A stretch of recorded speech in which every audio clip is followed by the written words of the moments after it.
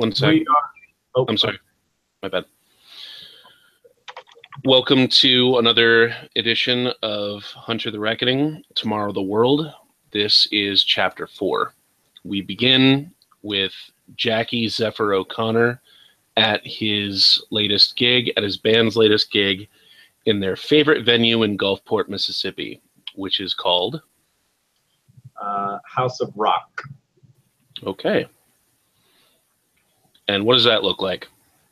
So it's the House of Rock fashioned after a more famous House of Blues, but it is nowhere near as established or esteemed. It is definitely a smaller venue, maybe 200-300 people max in there. Kind of dingy, kind of dark, kind of dirty. The lighting isn't that great. The sound isn't that great. The acoustics aren't that great, but it's perfect for the audience and the culture of the band. So we are a kind of a punk rock band. So a lot of leather, tight clothing, leather jackets, dyed hair, mohawks, jewelry, that kind of stuff. So this is us against the establishment kind of thing. So this would be our venue. We're not very well known, but we play here quite a bit because it's close. So that's where we are. Okay. You know what? I think I did find a image that might just work for you. Tell me if you want to veto this one. It's completely up to you. But I'm going to be screen sharing it right here.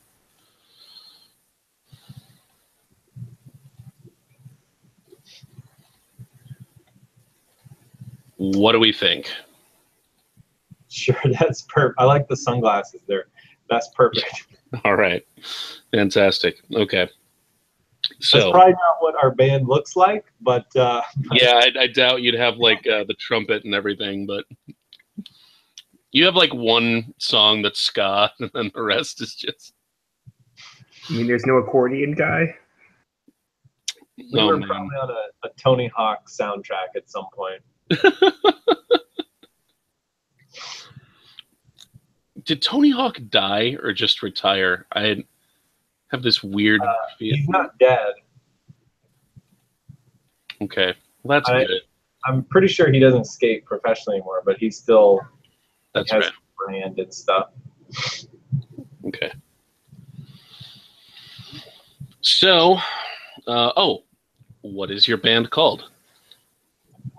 You never actually wrote that. I'm looking at your notes, and you never actually wrote that one down. So, did I not? Okay, let's do this. Punk band name generator. I knew it. Optional word. Darkness. Of course. Darkness hologram. I love it. There we go. All right. So, Dave and Cassidy, do you call him Cass for short? Yes. Okay. Dave and Cass are getting their instruments ready. It's that lull in between acts where the last act before you has gotten off stage and the curtain is down. People are getting drinks and, you know, there's it's loud. There's music playing over people screaming at each other. But, you know, it's PA, pre-recorded music. Cass is tuning his guitar. Dave is just tightening up his drums. They look a little bit nervous. It's the first gig you've done in a while, but you could also tell from speaking to them earlier that they're excited to be back on stage and performing again, and they're really happy about making some more money. So, do you want to say anything to them before we begin? Sure. Assuming we're all in a dressing room. Why the long faces, guys? You asked me to come here. Dave, being the drummer, and I'm just going on drummers that I've known, It's kind of quiet. Is not the first one to say anything. Cass does speak up. Hey, man, we're excited and everything, but you've been a little flaky lately, but we're willing to put that behind us and let's just have a good show. And fine. I'm a little nervous. I haven't played in a while. But are you good, man? We're mainly concerned that you're okay. Bro, I'm great. You know I'm always great. Here, let's take another swig of this. We probably have a couple bottles of Jim Beam, some tequila, just all kinds of stuff. This is where Dave comes alive. And he's like, no, that's what I'm talking about. And he actually manages to procure some salt and a lime. And he puts salt on all your hands. He passes a few lime wedges around. And you each pour yourselves a shot of tequila, and you're about to toast. And Cass is like, all right, Darkness Hologram on 3. 1, 2, 3. Darkness Hologram! And you guys lick your salt, and you take your shot, and you squeeze your lime wedge. I almost forgot the proper step order for that. Okay, you do whatever else it is you do to get ready. Just shake off all the nervousness, whatever it is you do. And you... Oh, okay. And you can hear the announcer get on the system, and it's you guys at this point have made your way backstage, and you're getting into your musical equipment. And you can hear the announcer say, all right, motherfuckers, are you ready for your next act? And there's like the of the crowd. He's like, all right, these guys haven't been here in a while, but you're going to love their comeback. Give it up for Darkness Hologram. And everybody like loses their minds. And just real quick.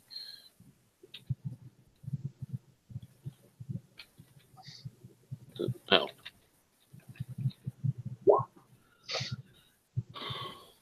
You have a tingling on your hairs all stand up, and it's not the electrical equipment. This is one of those like there's something weird in the air kind of feelings, but what it is you have no idea. Of course, since you've been imbued, like you get this feeling every now and again when you're driving down the street or when you're walking around various neighborhoods. Not necessarily every time you get this feeling does something happen, but you just, as you travel, you get this feeling, and you've learned to associate it with, this is the world I live in now. These things just it's kind of like your version of hearing a siren go by, if that makes sense. Okay. Okay. So you take the stage, and you're the lead singer, correct? Yeah. All right. Give me if there's anything in particular you want to shout to the crowd, let me know. Or just go for it. Yeah. Typical stuff. Are you motherfuckers ready? Wake the fuck up! We are whatever. Darkness Hologram. We are Darkness Hologram. Some people in the front row are kind of into it, but you notice that as the crowd goes back, that people are less and less into it. There's still people hanging out at the bar. It's not the most enthusiastic crowd you've ever been to, but you feel, pretty confident that if you do well here, you can win them all over and have a mosh pit forming any second now. Give me a wits performance roll, please. Difficulty 7. Okay. wits. Let me pull up. Where is that? I believe you have 3 in wits and 3 in performance. 3, 6 dice. Target number 6. No, target number is 7. And then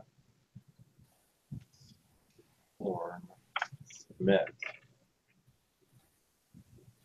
2 successes.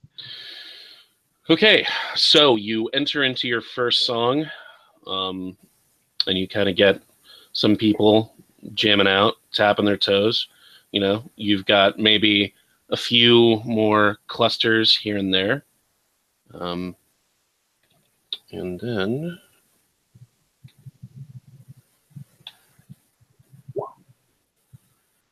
there's that feeling again. And it seems a bit persistent.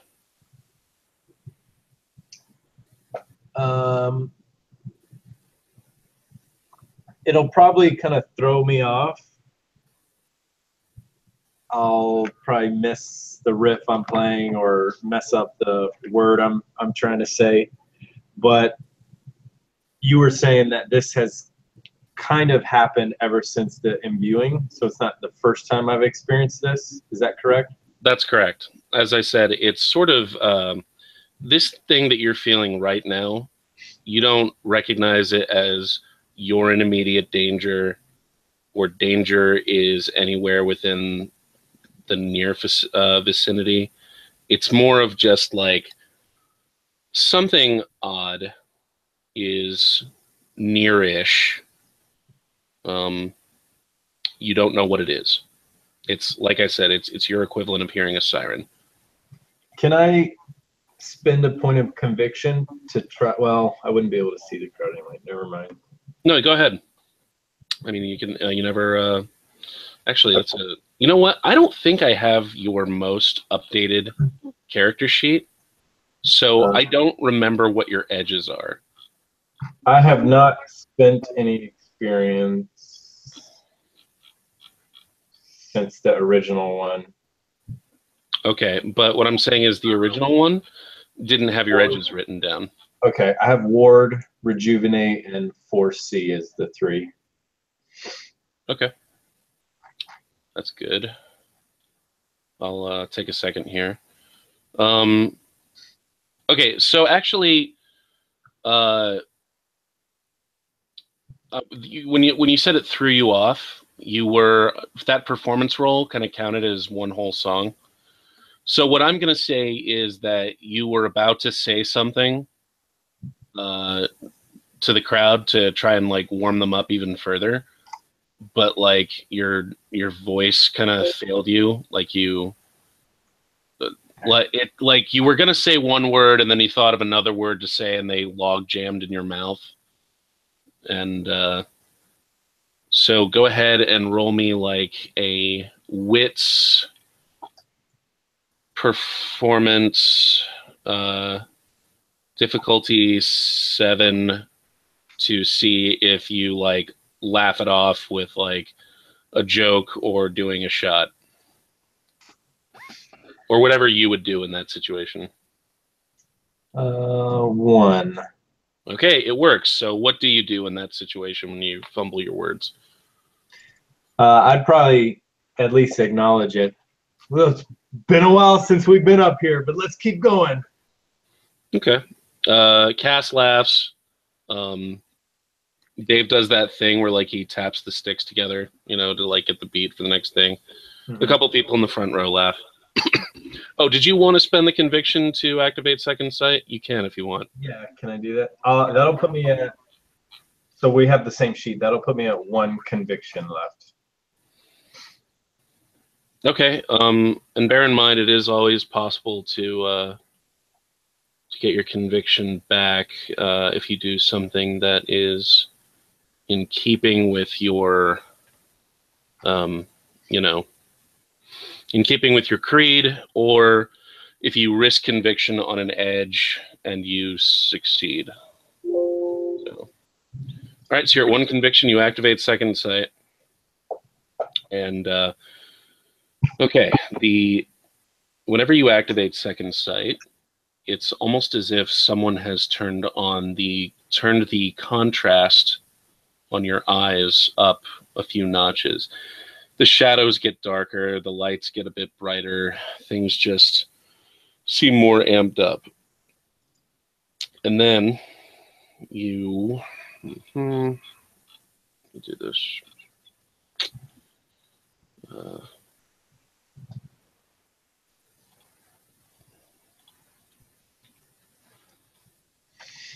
Oh, nice. You look towards the back of the room, and you cannot believe what you're seeing. But there, standing at the bar, with an almost eager look on his face, is Foster Grant, your best friend, who died 6 months ago. Can I make a roll to not completely mess up the performance we have now? Yeah, it's a wits performance roll, diff 8. Well, no, you know what? Roll willpower to regain your composure. And I'll say your willpower roll is going to be diff 7. When you roll willpower, you use your current willpower, which I believe is 3.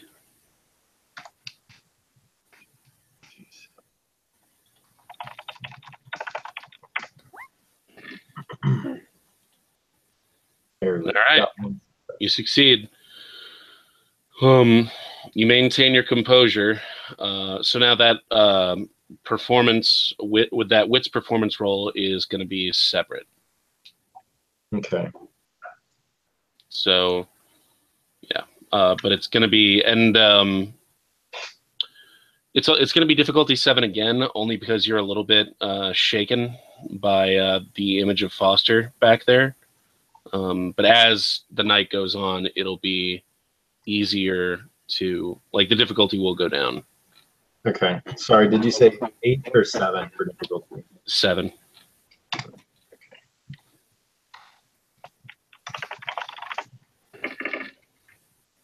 Ooh. Okay, 2. Okay. All right. You have another good song.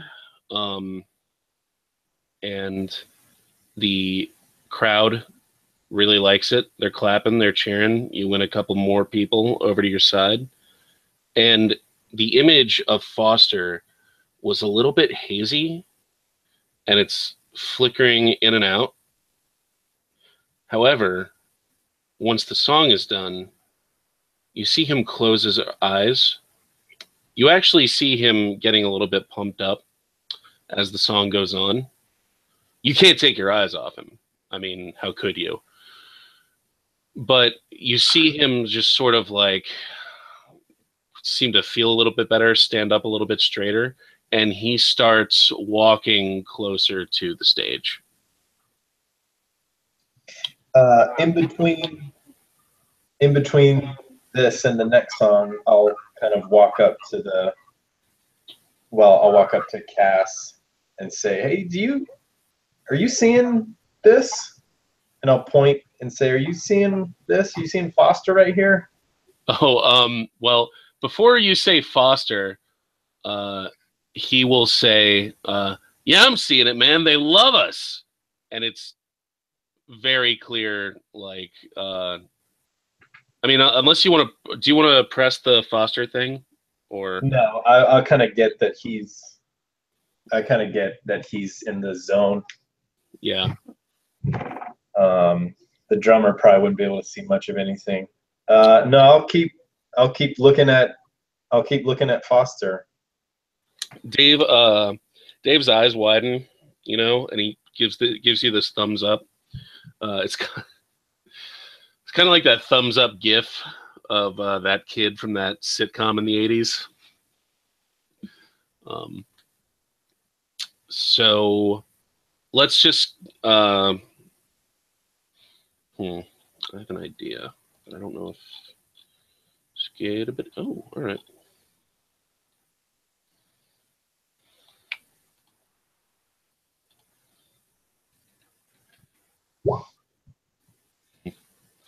Okay. Next song. Anything special you want to do? Before it starts, I'll kind of stop Dave from like doing the 4 click beats real quick. Right. Hey, can we get some lights right here? I want to dedicate this song to a very special person and see if they can put lights on the guy that I'm pointing at, which would be Foster, or what I see as Foster. It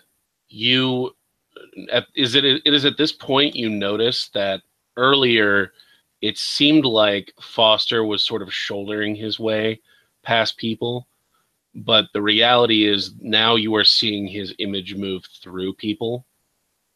So at this point he is actually standing in such a way where his shoulders are now sort of interspersed with the shoulders of 2 other people standing side by side, which makes for a very strange visual from your perspective. However, when the light guy shines the spotlight where you're pointing, the various people in the crowd, none of whom you know, by the way, which is not to say that there are not people you know in the crowd. They're there, just not the people that are being spotlighted right now. They look at each other and they look at you and they shrug and they're like, when they start clapping, like, I have no idea what's going on. One of them is a very pretty girl. They're both very pretty girls, let's say, and they're just like, oh, this is his like way of flirting. This is like what a band guy does, like, all right, you know, and they start clapping and cheering. No one has any idea, you know, what you're really trying to get at here. But Foster looks at you and he looks at the light and he sort of rolls his eyes and he does this motion with his hands, which is like, keep playing. Okay, I'll kind of like snap out of it. I'll get back to you later, ladies, and then I'll give the thumbs up to Cass, or to Dave, sorry. All right. I'll get us going in the next track. Cool. Dave does some click beats, and you guys launch into the next one. Give me a Wits performance difficulty 6. The crowd's like into it now. They're paying attention definitely because of the spotlight thing. They don't know what's going on, but they're interested. 1 success. Okay. You flag a little bit on that one, but you haven't lost anyone. At this point, Foster sifts his way through the crowd up to the front row, which is pretty unnerving. I mean, on the one hand, it's your best friend, and on the other hand, you're watching your best friend move kind of unnaturally, and he's flickering as it's as if like your friend is in the ring. Not full on, I just crawled out of a well, but I am, stuttering, like I am stutter teleporting closer and closer to you. Okay. Yeah. So, give me another willpower roll, difficulty 6 to maintain your composure. Whoops. Willpower. Okay. 2. All right. You take a swig from your water bottle and you sort of like, you get a grip on yourself. And thankfully, Foster isn't giving you any sort of threatening look. It's more pleading. And he keeps making that hand motion. And this time he looks out at the crowd and he kind of makes this sweeping gesture with his hands. You wish you could hear what he's trying to say. But he makes this sweeping gesture indicating the crowd. And he turns his hands up, his palms upwards, and he raises his hands up as if he's, and then he looks at you and he's like, more.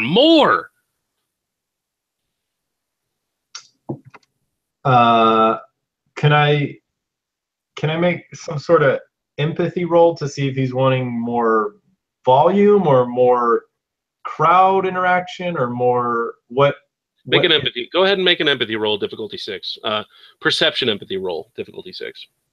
4, 3, 7, 6.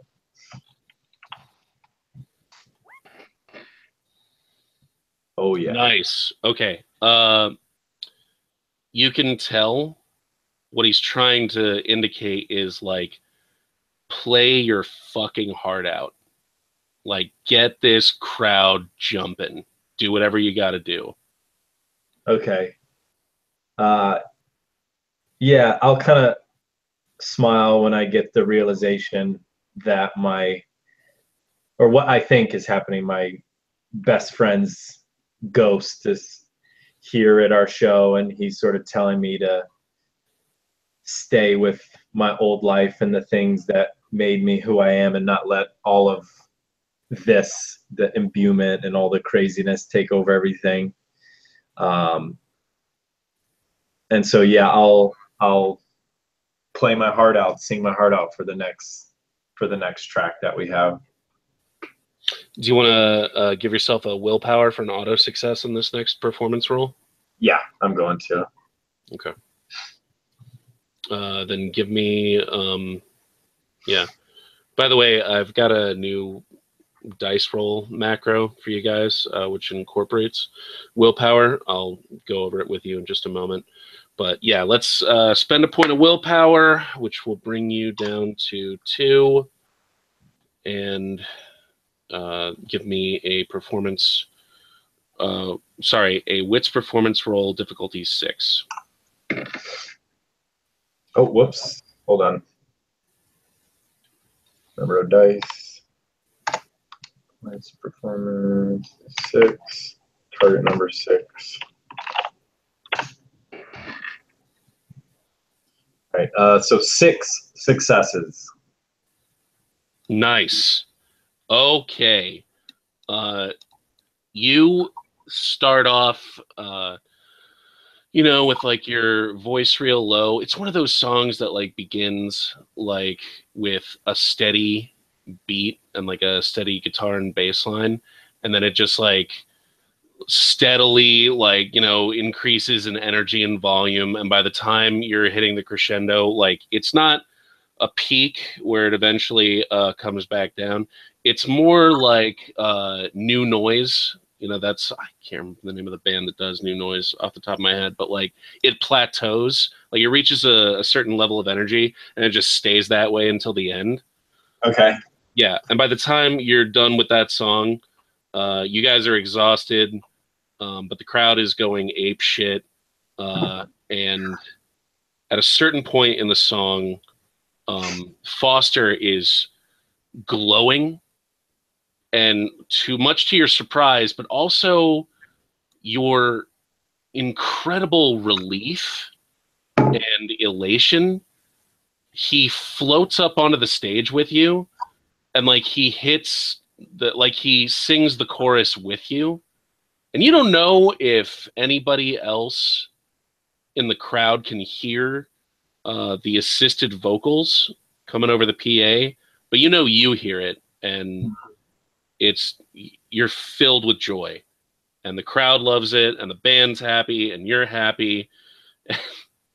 And Foster gives you this like ethereal high five, which the crowd sees you high five the air. Like nobody can tell what the fuck that is all about, but they don't care. They're cheering anyway. Okay. Yeah. So that was awesome. And in post-production, I'm going to add, you know what, I'll ask you for a playlist suggestion. But for now, let's switch perspectives over to Mason, who has just run into a Habitat for Humanity home to see Drew on the floor, surrounded by zombies, and in front of them, they are led by a man, by a man named John Mullins, who says, "It's okay, I'm one of you." And he rolls his sleeve down to reveal on his forearm a tattoo, and that tattoo is the hunter glyph for Redeemer. And Mason, take it away. Yeah, Mason, seeing that, his eyes will sort of be drawn to the tattoo. I'm hearing an echo. It's gone now. Okay. You good? Yeah, but his eyes will be drawn down to the tattoo, and then eyes will sort of dart over behind him towards my friend who is not unconscious at the moment. And he is unconscious. I know. I see. He was knocked unconscious. What I said. Knocked. Yeah. I'm sorry. And yeah, he'll say, "All right, man. You say you're with me, but my friend right there, he's unconscious." And Mason's gonna like slowly raise his fist up, almost defensively, and he's not gonna back down or even take a step forward. He's just like, just in case. So you better explain what the fuck is going on here before I start swinging. Rachel. I guess you wouldn't know her name is Rachel. Yeah, I have no idea who any of these people are. I apologize. Okay, so the pretty young lady at the back takes a few steps forwards and positions herself right next to John. And she says, "It's my fault. I panicked." And she gestures towards the other zombies. And she says, "We all panicked. We didn't know who Jack was. We didn't know you were here. We didn't know he was like John. But look, we can't have you guys. What are you here to do? We don't want to hurt Jack, but why are you here?" Why am I here? Because I heard my friend call out for help, so I came in running. And I came in here seeing you guys all surrounded him on his unconscious body, so forgive me if I ain't exactly too thrilled with you fuckers. How does he know what I look like? What I really look like? And then John puts his hand on hers and he says, "Rachel, just go get a cot and a first aid kit. And for God's sake, open a window. The air's too thin in here. Everybody back off. Give the man some air." And he motions towards the zombies, who promptly back off. Windows are opened. John goes over to him and he kneels down next to Drew. And he takes his pulse. He's like, "He's fine. He's breathing. Just, he lost it. He's sleeping, but he'll be fine. Look, friend, I'm sorry. I didn't get your name. My name's John, and you are?" Mason. All right, Mason. I just want to assure you that everything is okay. We're not here to hurt anyone. I realize what my friends are. And he gestures towards the zombies and the pretty young lady. Well, do you have second sight up? I don't remember. I do not know. I just came in here. Okay.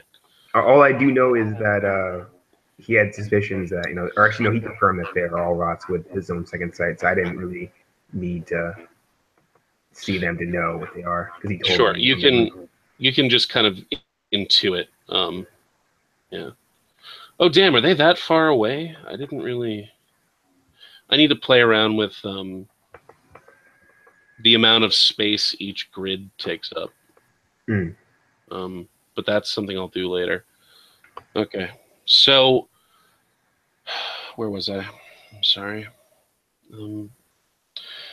John says to Mason, "I assure you that we mean no harm to you or anyone, but we have to keep what we're doing here a secret because we're afraid of exactly this. We're afraid of other hunters coming in, and I assume that's what you are. I know that's what Drew is, because how else could he have, figured us out? We can't have other hunters coming in here because not everyone agrees with what we're trying to do. And they'd rather, they would just kill me for helping these people, and they would kill these people for just being what they are. Mason's eyes sort of narrow, and he'll say, all right, listen, how about your friends here get out of here so we can talk more in private? I think I'd be more comfortable if it's just you and me rather than having a bunch of goons hanging about. No offense to you all kind people. These are gestures at the rots. Who in turn kind of give you the stink eye. But before anything can be done, John says, that's fine. Everyone get Mr. Boyle here to a bed, put some water near the nightstand, and if he starts to seize up or vomit or anything, just come and get me immediately. Oh, whoa. I ain't gonna have my friend leave my side. I hear a lot of echoing still. Oh, like from me? Hang on. Check. Yeah, I think so, because Jad is muted.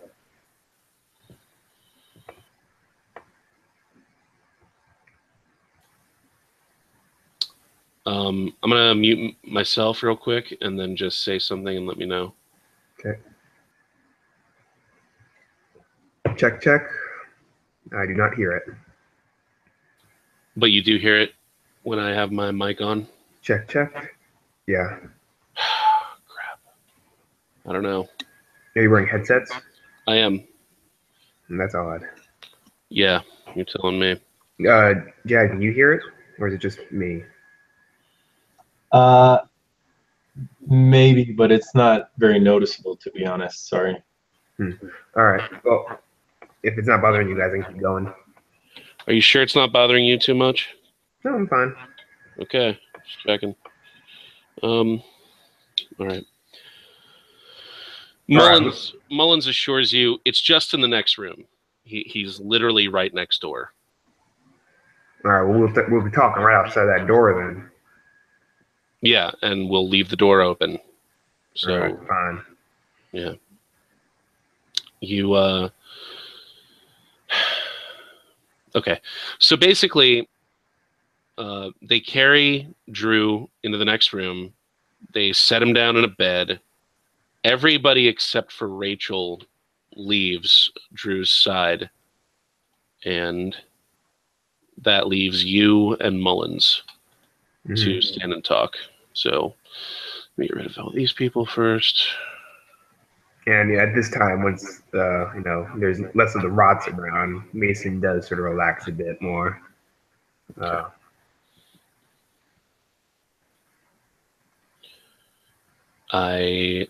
John begins slowly. I imagine you have some questions for me. This is my attempt to do a voice. It might not work, so just give me a little bit of leeway here. Yeah, Mason nods. Goddamn right, I got some questions. What's going on here? Well, Mason, if you don't mind me saying, we were here doing our own thing first, and the two of you came in and intruded. So, if I might ask, what exactly brings the two of you here? Well, me and my friend were tracking down rots in the city, and I guess we caught wind of you, or at least your friends. And well, one thing led to another. We came around here. I see. And is killing rots your only ambition? Well, when they're killing people, certainly, yeah, shit. So far, I haven't seen too much bad shit with your friends. We're still trying to suss them out. That's why my friend there just tried to talk with your little lady who got clocked over the side of the head. She panicked. Yeah, so I keep hearing. You can imagine if you were a dead soul housed in a living body, or a discorporated soul housed in a dead body, as the case may be, you might want to keep that a secret from the general public. But Yeah, I can certainly assure you, understandable. what's up? He nods. Yeah. I can assure you that neither myself nor any of my colleagues have been engaged in any wrongdoing. All of the people in there, whether they're natural born or otherwise, they are good people trying to make a difference in the world and trying to make their community a better place. Could I roll to see if no hidden deceptions, or he's trying to pull a fast one on me? Like your empathy, perception empathy? Yeah, Yeah, but I got to make it for you. sure. I have 2 dice essentially because I have 2%. Oh yeah. You have no empathy. Mason Reed, no empathy. It's hard to imagine. He's such a cuddly bear. But yeah, you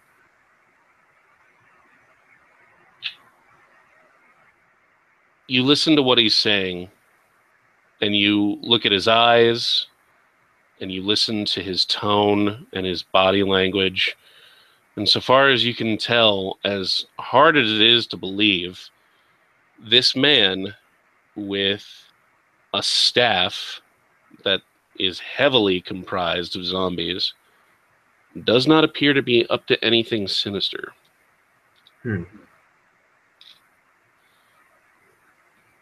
Yeah, Mason, he gives him that good 10-second sort of look, and he's sort of sizing him up before he gives a slow nod. All right. Say I do believe you, and you and your friends are all on the up and up. Can you tell me exactly why a couple other rots, sort of in the getup of cops, might have their card in their pocket? And I'm talking about these rots ain't the same kind of rots you have, as your friends and whatnot. These are mean some bitches.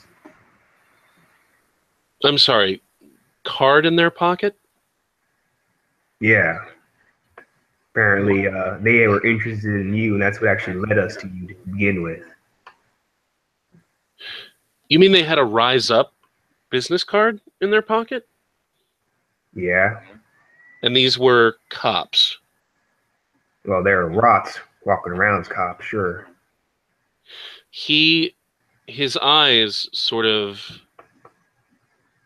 like, he does that thing where you can tell by the look on his face that he's thinking. He's deep in thought now. Mm-hmm. And his eyes are darting, not nervously, but like he's connecting dots kind of a thing. Yeah, what you've said has clearly started him thinking, like, what? These officers, did they have names? Oh shit. Let me. I think one of them was named Ron Parker. Another one was Jim Wallace. He swallows at that. You know them too? Yes. These men, they attacked you? Well, not me specifically, but I was there and I will help deal with them. Deal with them. Which I take it to mean that they are no longer with us. Mason just shrugs. He's not going to try to incriminate himself too much. Do you mind if I ask, what did they do specifically? Were they hurting someone? Were they... He trails off. As me and my friends could figure out, they were sort of cleaning up trash. At least is what they consider trash off the streets. You know, hitting drug dealers, homeless folk. You know, them type. They were killing homeless people Well, and drug making them dealers. disappear. But I assume they weren't doing anything nice once they did. He sits down and he puts his hand over his brow and he says, "Oh, you just don't understand. This is exactly why we need to keep our operation such a secret. Mason, Rise Up doesn't kill people. It helps people. If we find homeless people starving on the street, we take them in and we help them. We help them find vocations. We help them get off of drugs. We help them find a new purpose in life. If the same thing with drug dealers, if they are willing to cooperate, we bring them in and we retrain them and we give them skills and opportunities to not only better themselves, but to better their community. We don't kill people. We make people better. That's what we do here.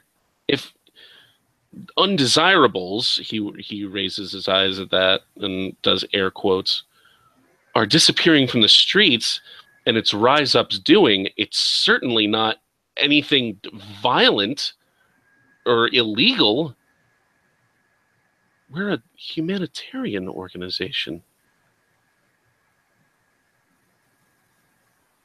Now, this is very important, though. Did Ron and Jim, were they acting violently? Well, shit. Yeah. Yeah, they were acting violently. I was afraid of this. How do you exactly know those two? They came through the program. Look, really? Do you want to sit down and have some coffee or something? This will take a while to explain. Mason sort of looks around. No Roths still in the building at all, really, besides Rachel, who's tending to my friend.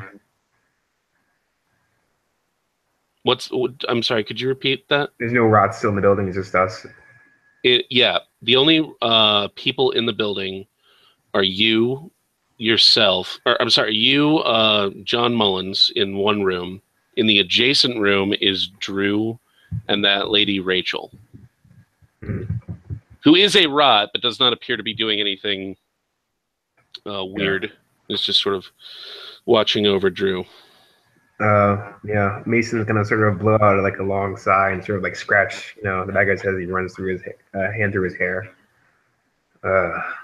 Right, fuck. Yeah, I guess we can talk this over right now.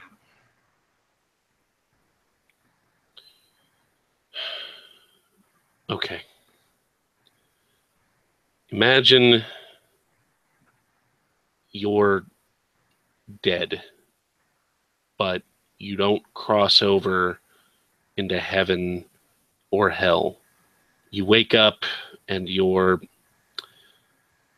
either back in some familiar place like your home or maybe your car. Maybe you're next to someone you really care about. Or sometimes you just happen to be lying right where you fell down. It doesn't matter. My point is, imagine not being able to affect anything in the world around you, and people look through you, they walk through you, and you've never been so alone. You're an observer of the world, and you can't do anything in it. And he motions to the door where the zombies walked out of. He says, "That's these people. They start out as spirits, and they have no idea why they can't pass on to the afterlife. Usually, people have any number of reasons, but the point is, they're all stuck in this limbo. They're in our world, but not really. And until they learn to sort of hone their abilities, they go a little bit stir crazy, just watching the world, listening to the world, but not being a part of the world. It's part of the reason why spirits are so, what's the word? They're prone to mood swings. One moment, they can be as sweet as anything you can imagine. And the next moment, for whatever reason, some negative stimulus perhaps, they can fly off the handle into a rage.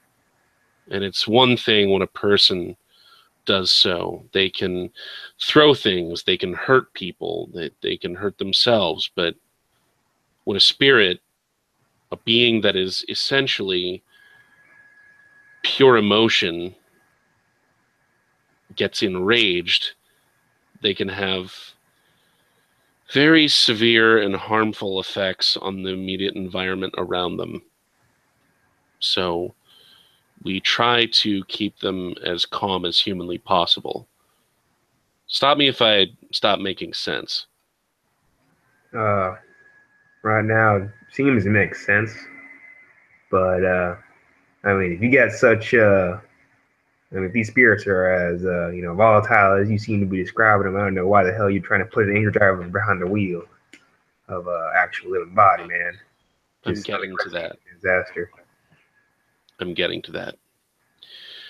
Eventually, the longer a ghost circles the drain, the more likely it is, unless they have incredible strength of will or are just good people through and through, the longer it stays on this side without crossing over into the afterlife, the more unstable it becomes, and it can haunt a person or a place. It can create chaos. It can harm people. However, many spirits, not just these people, but in times past, all the way up until now, many spirits find purpose in their unlife. They can help people. They can help their community. They can use their powers to make a positive impact in the world. That is what these spirits want to do. And we have the resources necessary to put these spirits into recently deceased bodies. The reinfusion of the soul into a newly deceased body rejuvenates the body a little bit. It mimics all of the signs of life, even though the body is not technically alive. I really hate to use such a crass analogy, but it really is like putting on a meat suit and making it move around. Mason sort of snorts at that. Yeah. Now, if I give a ghost a job and purpose in life, and if I say to him, okay, now you take care of children, and you read to sick children, and you tutor children who are struggling in math, the ghost feels good, the child feels good. Ghosts feed on emotions. And so, the parents are happy, the kid is happy, and that happiness sort of feeds the spirit. And the spirit feels good about its existence, and it continues to be positive and make a positive impact. And a lot of times, after a while, after enough time has passed, or after the spirit has become enlightened, or perhaps if the spirit just finally figures out what it is that's actually keeping them from moving on, they fulfill those criteria and they do pass on. Think of Rise Up as this sort of halfway house for the dead.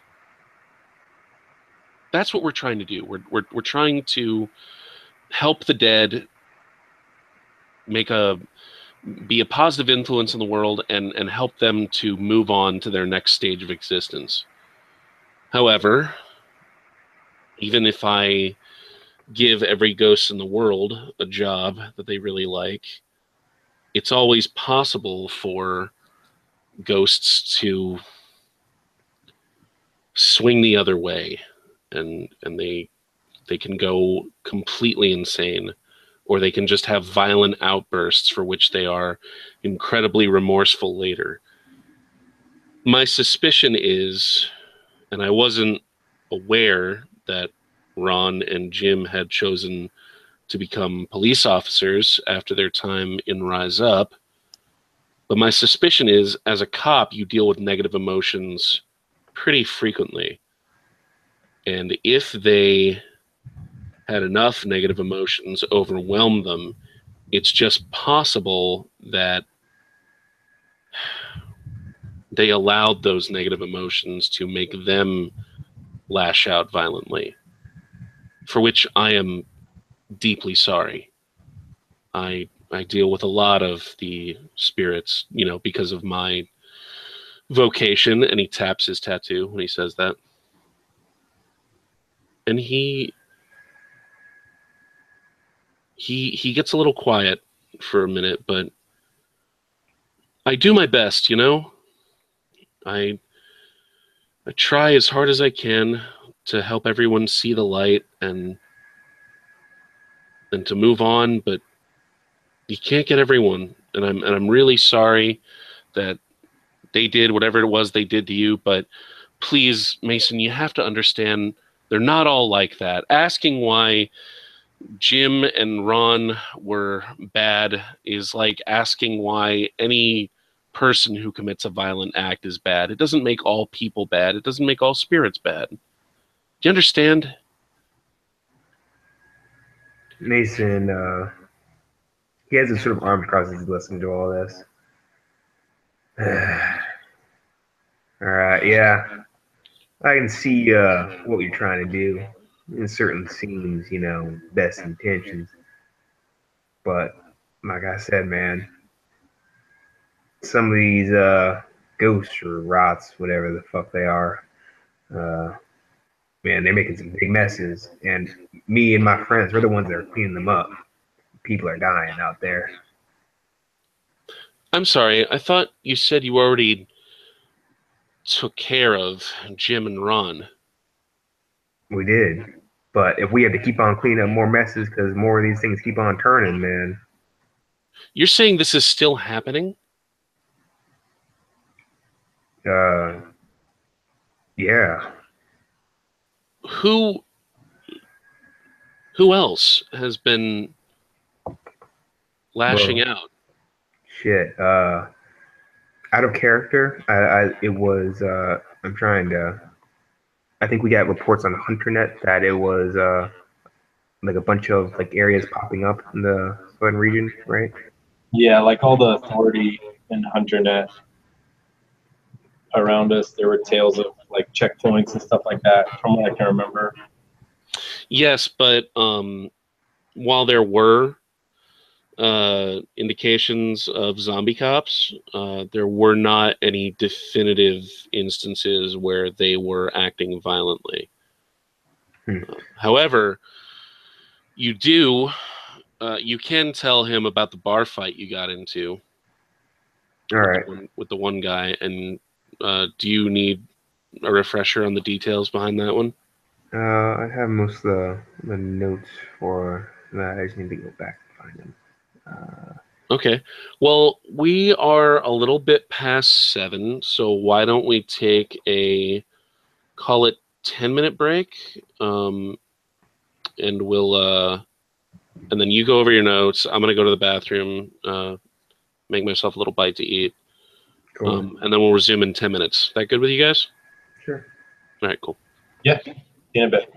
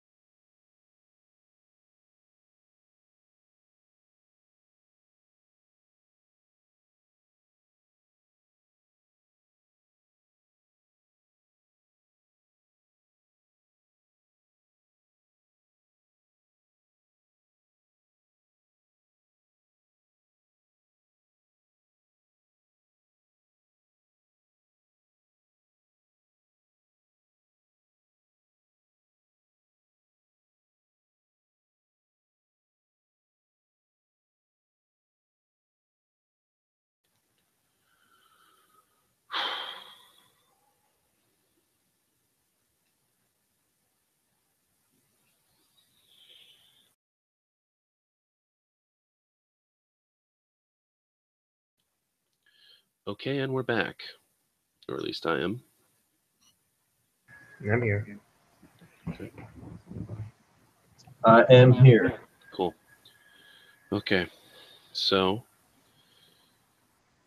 you remember? Oh, Connor, you looked at your notes, and what do your notes say? I have one note. This was on HunterNet. Speed Trap. The cop was a rot, and it was killed by a hunter. Rails 105. Then Circle, Florida. There was another rot cop. And towns near Highway 301 have a bunch of rot cop sightings. It was more speaking toward the messes you've been cleaning up after. The near stuff. Yeah, the strange man drenched in water. Went after the AEC vice president, Reed Giles. Obviously, I killed him. Let's see, and then also the one that went after Mark Tobin, another AEC executive. They were both on the Trident. His wife was also killed. Did I find the guy's name?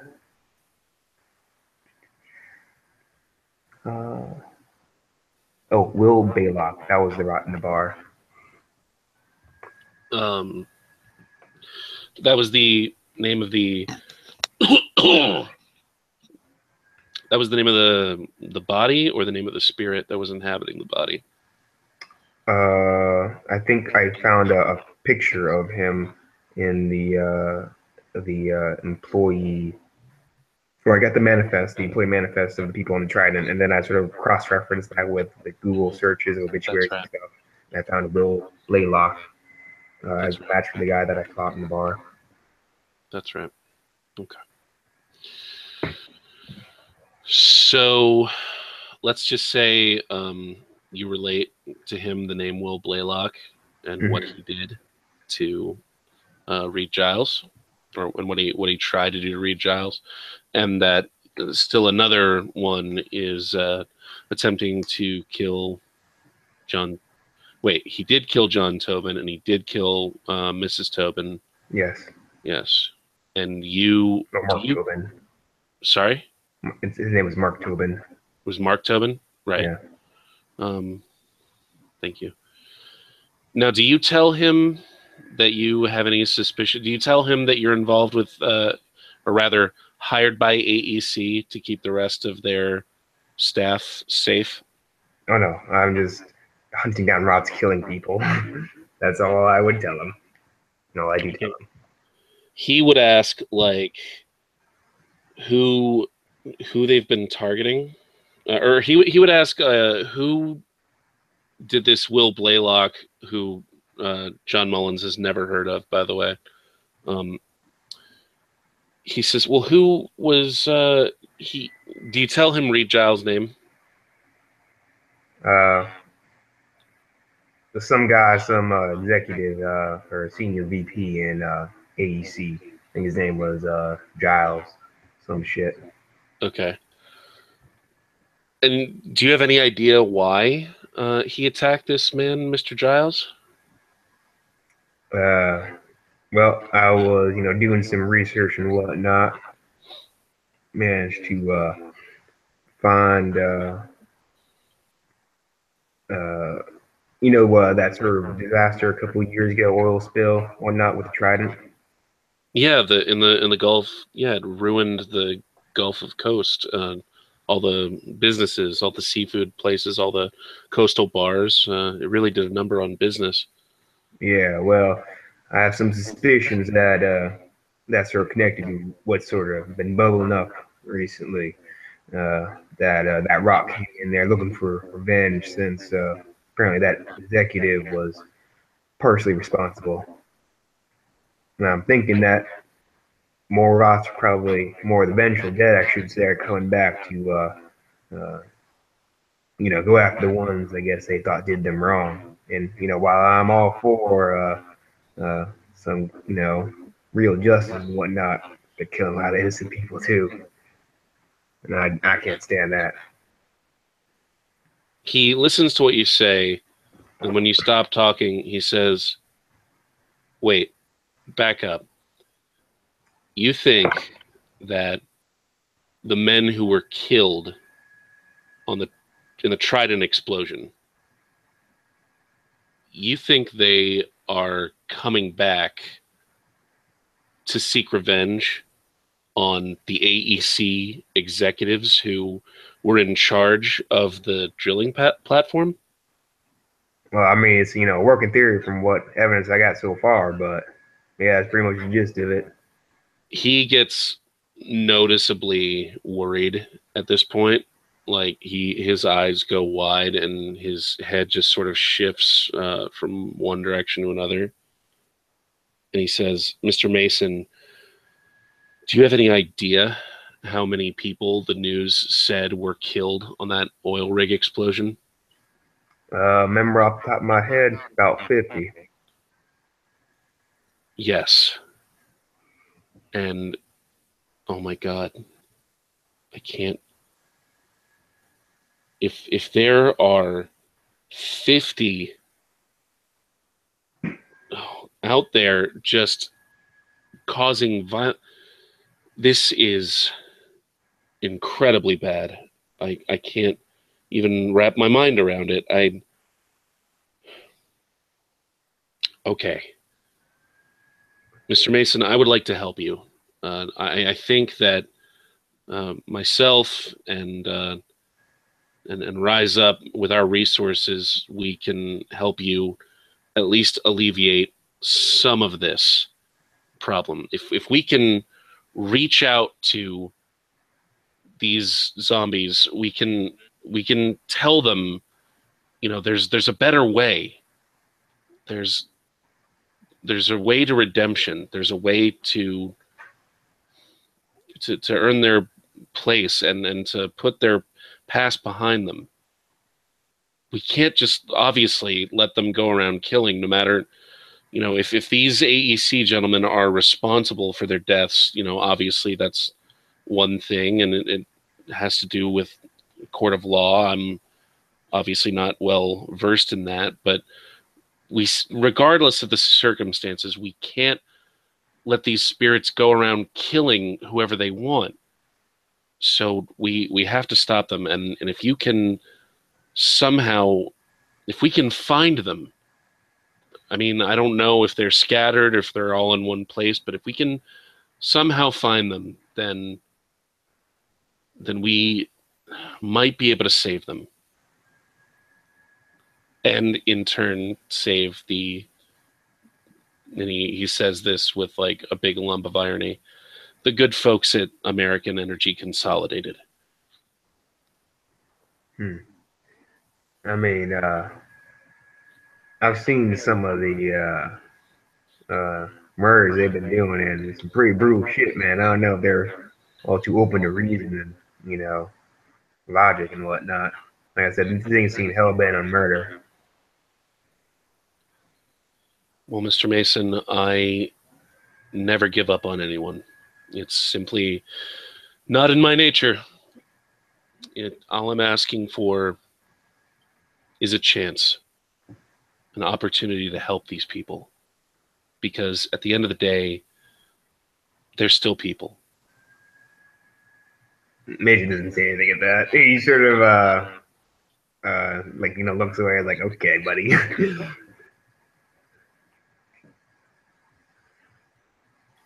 So, all right, you are now faced with a decision, which is, do you sort of go back to AEC and help them formulate a plan to find and destroy the rots?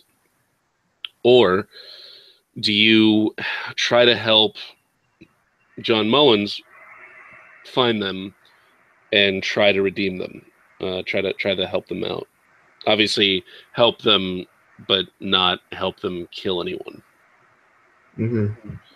So I'm going to let you mull that decision over for a while, and then we are going to go back to Zephyr and Foster.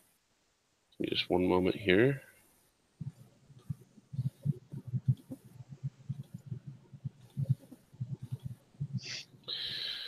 So it's hours after the performance. The venue has largely emptied out. Zephyr is sitting at the bar with a drink. He told Cass and Dave that he would meet up with them later. They already had their celebratory drinks with, their hardcore fans and their friends who came to the show. Foster has kind of been there the whole time, not really urgently telling Zephyr, it's like, come on, man, I got to talk to you right now. It's more, he's sort of been very comfortably standing around in the background, just sort of absorbing everything. He's seemed fine.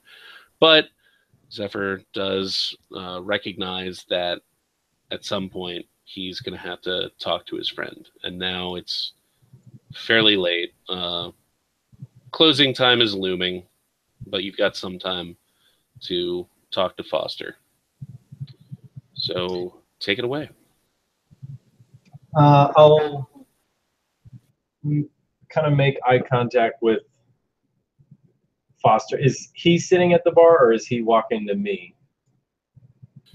Currently, you two are both sitting at the bar. It's basically you and the bartender. Basically, everyone else is left. There's like maybe one or two people scattered around here or there. The bartender is off doing something else. If you start talking to yourself while you're drinking, which is what it's going to look like you're doing, no one's really going to notice. Okay. Well, I see no reason to buy him a drink, so I'll kind of just look at him and then wait for his spirit to make first contact.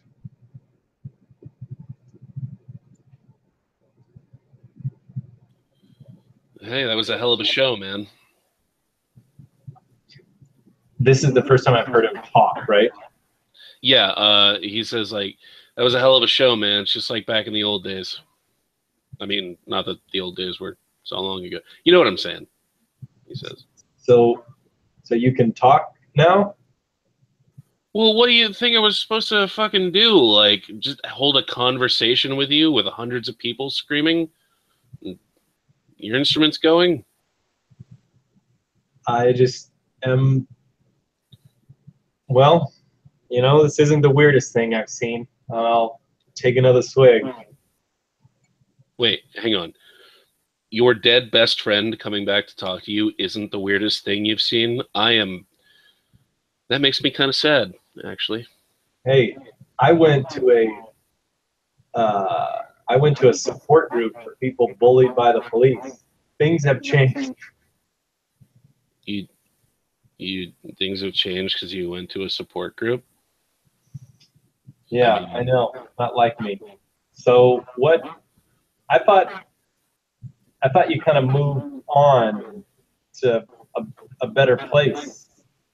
What actually happened? I did move on to a better place.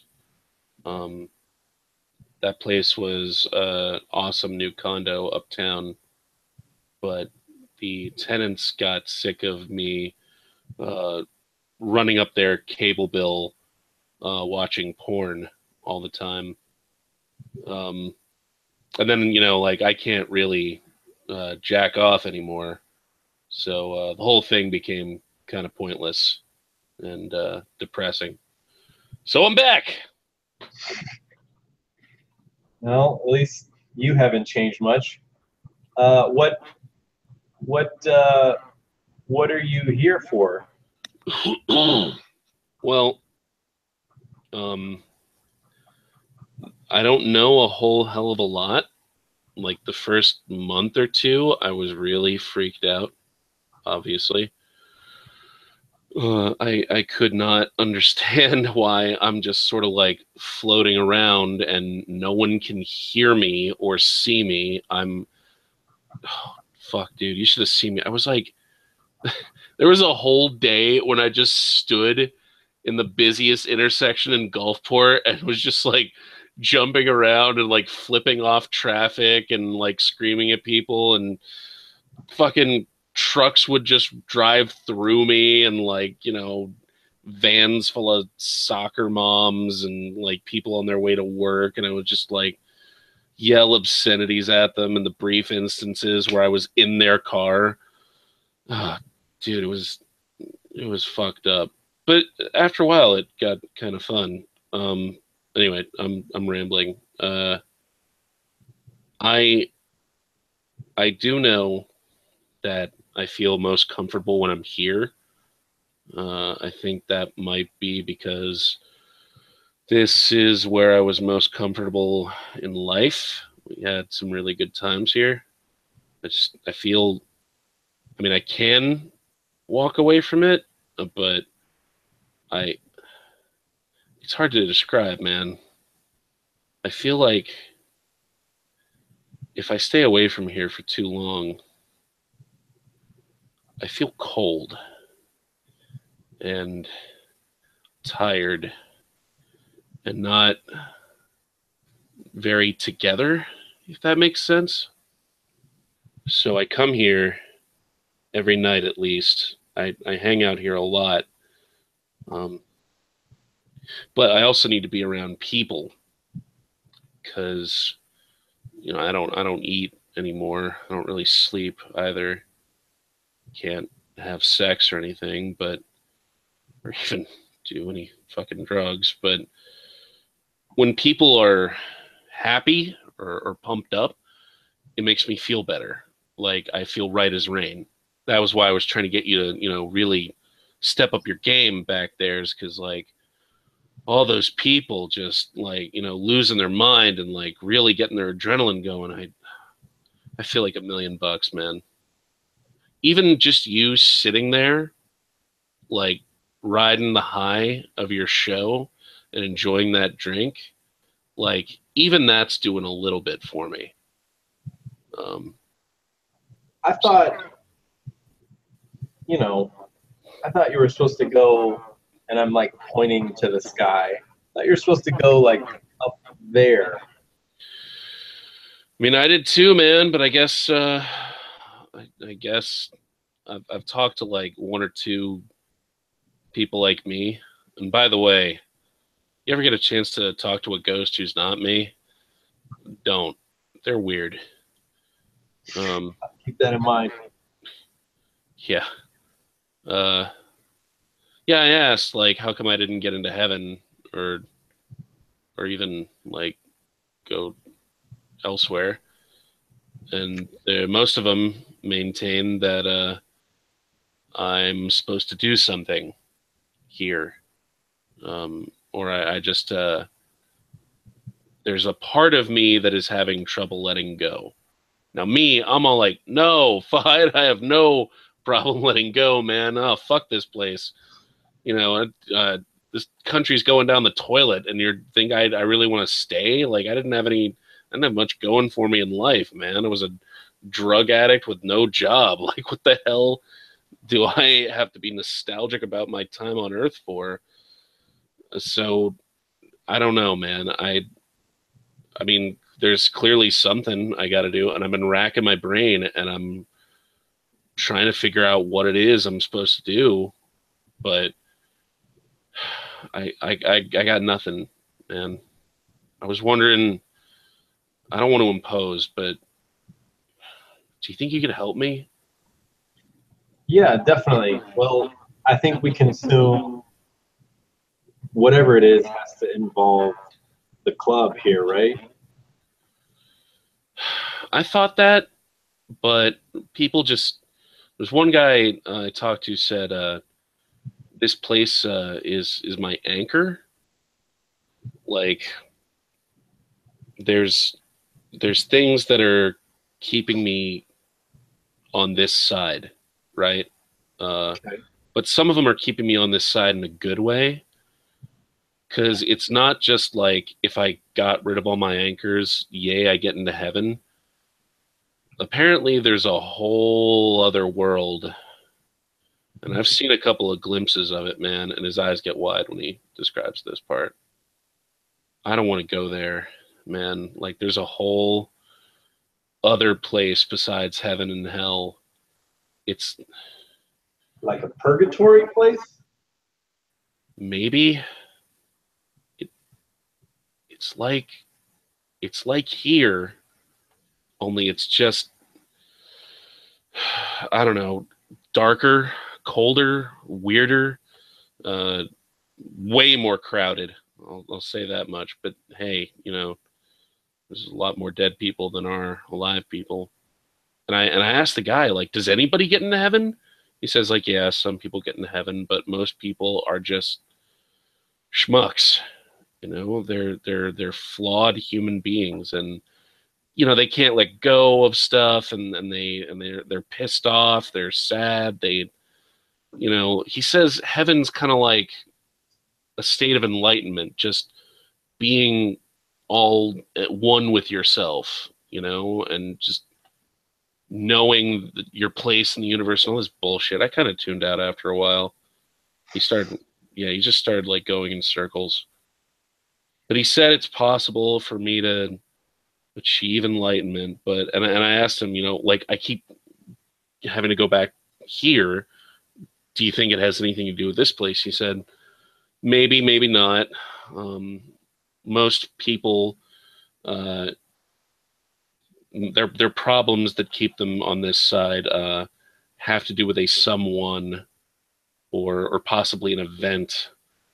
Like, it's a bit cliche, but there are some mothers who never got a chance to say goodbye to their children, or a cancer patient who never got to climb Yosemite, something weird like that. So he's like, you got to figure out what it was that you really wanted to do in life, or always wanted to do in life. And I've been racking my brain, and there was a lot I wanted to do in life, man. I don't know. Become a Broadway dancer, become a voice actor for a really popular anime cartoon. Bang a porn star. There's a shit ton of things I wanted to do in my life. I don't know what's keeping me here in limbo, though. Well, how long have you actually been here? This is the first show we've had in a while, so I haven't been back here. How long have you been haunting this place?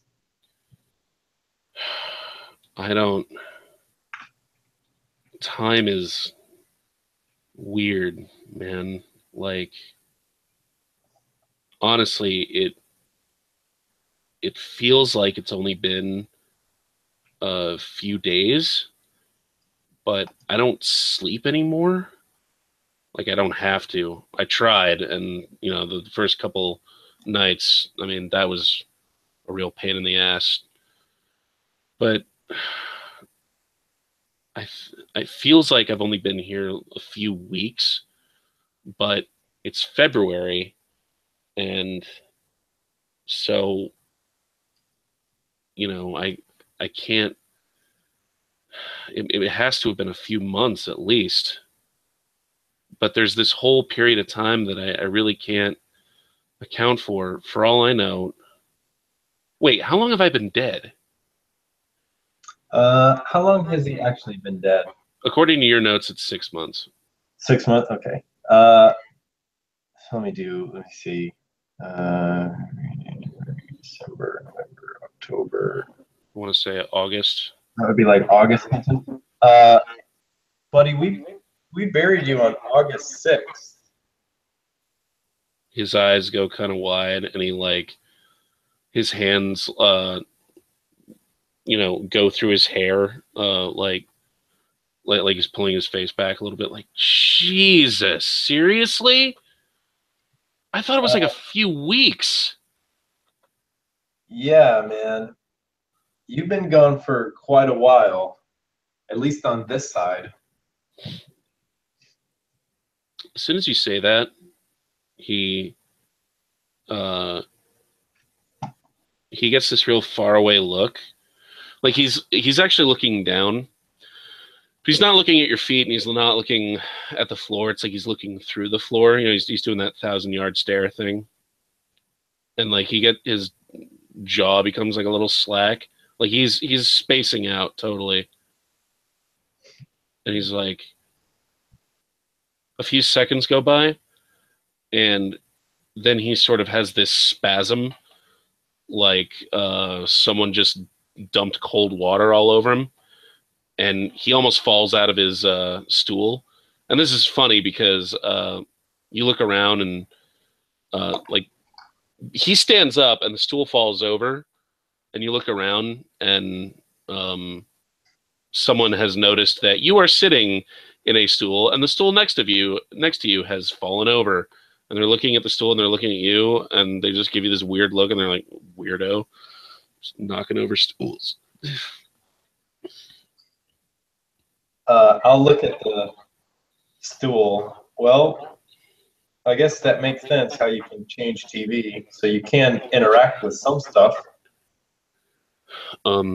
Yeah, I if I concentrate, or if I just get really freaked out or angry, yeah, I can affect stuff.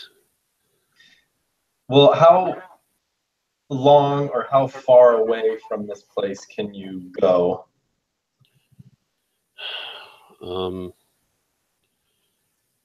I've never tried to go any further away than downtown Gulfport, and never for like more than a few hours at a time.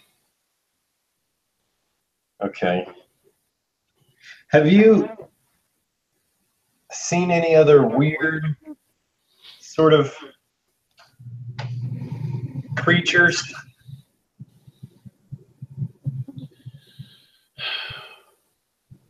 Wait, how would you know? Why would you ask me that? Well, I'm probably one of the few people who can actually see you, right? I was going to get around to that. Like, how? I guess I figured it was because you were my best friend, and, we had like this special bond or something.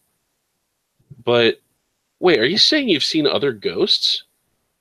Is that what you meant by I'm not the weirdest thing you've ever seen? Yeah, so,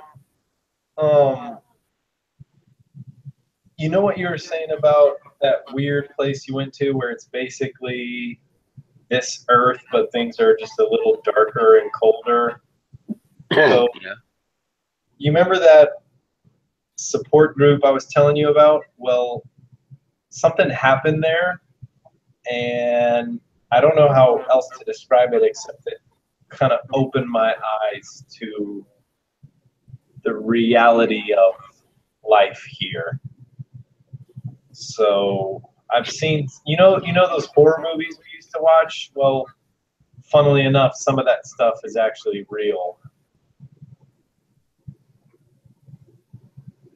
So it's not just me. No, and there's actually a couple other people that I've met at the support group who are able to see these things as well. So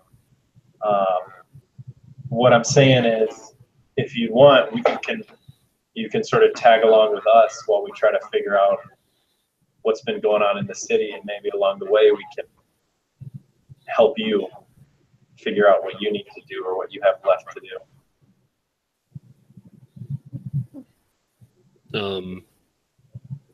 Yeah, totally. Man, so wait, like, you're saying that stuff I've been seeing outside of the club, like, that guy's real? I thought he was just either like a figment of my fucked up ghost imagination, or he was just, part of that beyond world.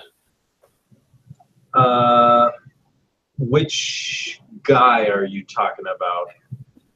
He pauses for a moment, and then he looks up at you very quickly with his eyes wide, and he like tries to He tries to grab your shoulders, and like his hands just go through you.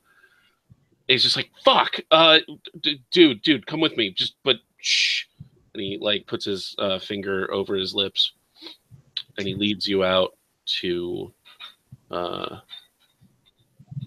He leads you towards the back exit. Okay. He says, "What time is it?" And by the way, the time is currently like 1:30 a.m. Okay. It's like 1:30. Okay. I think we can still catch him. Come on. And he leads you out the back exit. And then you guys go. Let me see if I think I have a map for this.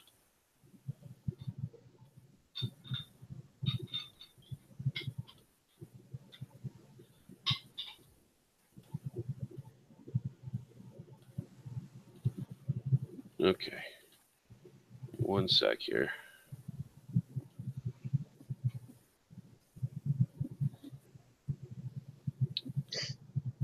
No, we already did that. So he leads you out of the building, and you guys start walking around, and you're walking down a sidewalk, and you're walking like he turns a corner, and he leads you into an alley. And then before you guys like step into the alley, he puts his hand or his finger across his lips again, in that shushing motion. Okay. And he starts. Is he trying to get me to just be quiet, or is he trying to get me to be like Sam Fisher stealth? He's trying to like get you to be quiet. And then he sort of remembers. He's like, just be as quiet as you can. Don't say anything, and try to keep your footsteps quiet. Like, it occurs to me, like, I'm a ghost. Nobody can really hear me, so so I'm fine. I'm gonna have to come up with a. I'll sort of try to be quiet, and I'll follow. Okay. So, real quick, I'm gonna.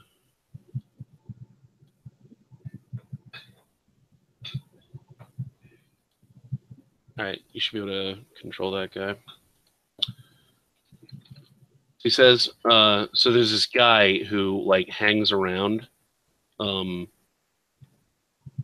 these parts, and he, like, most nights he brings somebody back here, and like he does something to him, and I don't know what it is, because once or twice I thought he could actually see me, so I just fucking bolted. But I want to see if you can see it too. Okay. Yeah. Where am I looking? So he leads you a little bit further down the alley, and you're still. Give me a.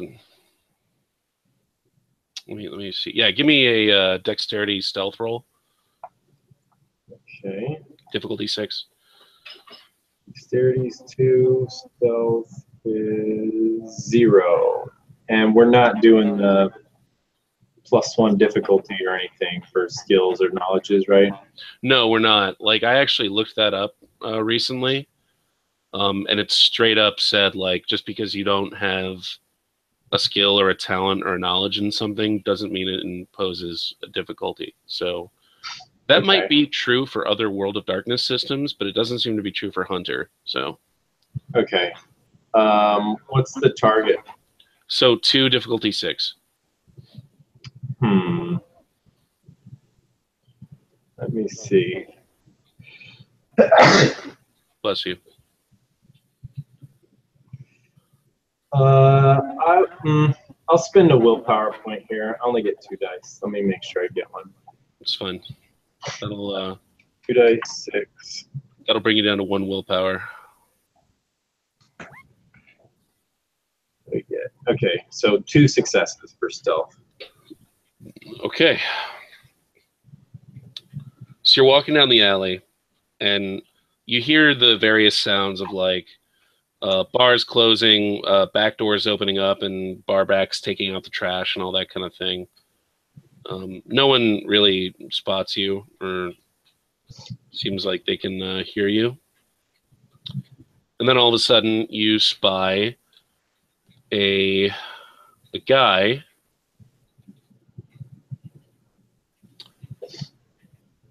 He's right here. And he's with this girl who I want to see if I can find a token for.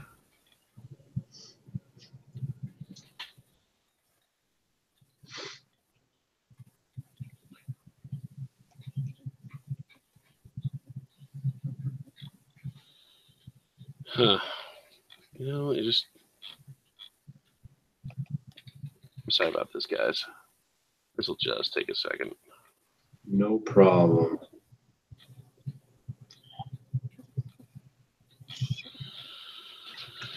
All right. There we go. That's perfect. Okay. So you see this guy. So Go ahead. on roll 20, where are we looking? Oh, my apologies. Okay. Boom. Do you see it now? Yeah. Okay. What is this dude? So your friend has led you to this scene right here. And this guy has this girl in this embrace. But you've got your second sight on. And you can tell he registers as wrong. And at first it looks like he's making out with her. But after a moment, when he's like moving down to her neck, Oh shit. yeah, he's biting and not in a sexy, friendly way. Of course, she is like, her eyes roll back into her head and she's loving this. You're not sure what that's all about, but it occurs to you that you don't think this lady seems to recognize the danger she's in.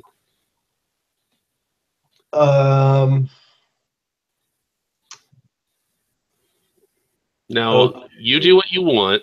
If you need me to appraise you of your options, let me know.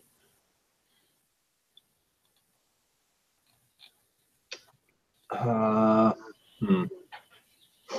trying to think, because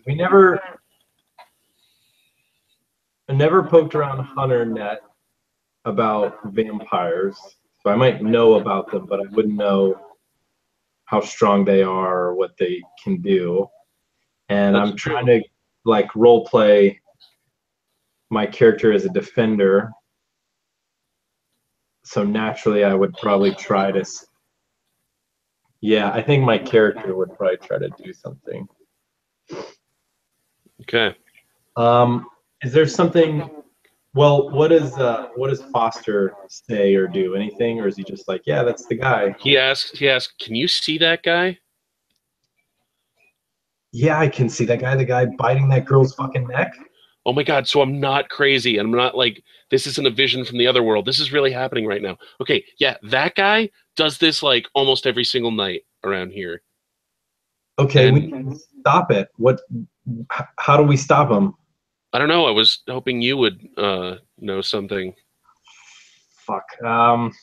Here, help me out here, and I'll look around and I'll find a rock or a beer bottle or anything, and just sort of throw it at like. I'm trying to ping like this wall. You also have your ward. Doesn't ward just prevent me from damage? I'm gonna look it up. Ward.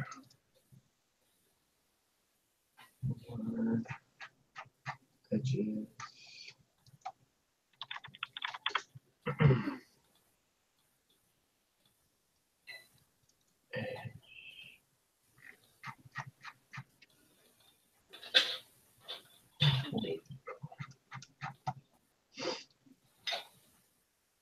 Redemption.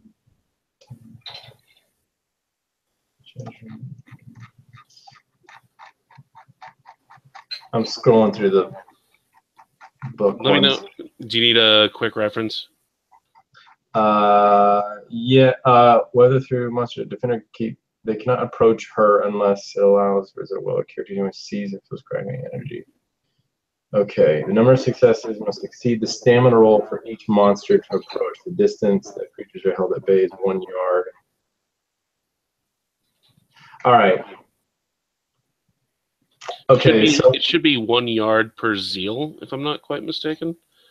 I should probably look it up too, just real quick. Yeah, 1 yard for each point of zeal your character possesses. And I have to have a number of successes exceeding a stamina roll for each monster. Okay. It persists for the remainder of the scene. Okay. Okay, so what I'll do is I'll try to, in character, like as a defender, I would probably throw something at this wall. I guess would be behind him now. And I'll try to make a run for them. And my goal will be to kind of tackle the vampire. Okay. So yeah, you pick up you find an empty beer bottle. Now give me a, I guess, Dex Athletics roll. Okay. Dexterity 2, Athletics 0, 2, just 6. Difficulty 6. Beer toss. 1 success. All right, it smashes, and the guy turns around, and he looks at you, and he tilts his head quizzically. And when I've started throwing it, I'm going to try to sprint at him. I don't know how far I get, but I'm going to try to sprint into the vampire to tackle him. All right, give me 1 second.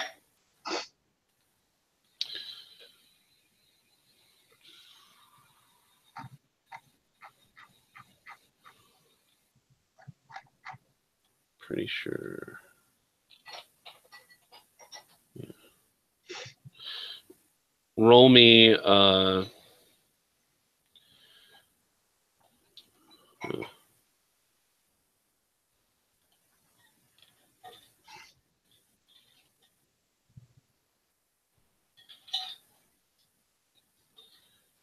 yeah, okay.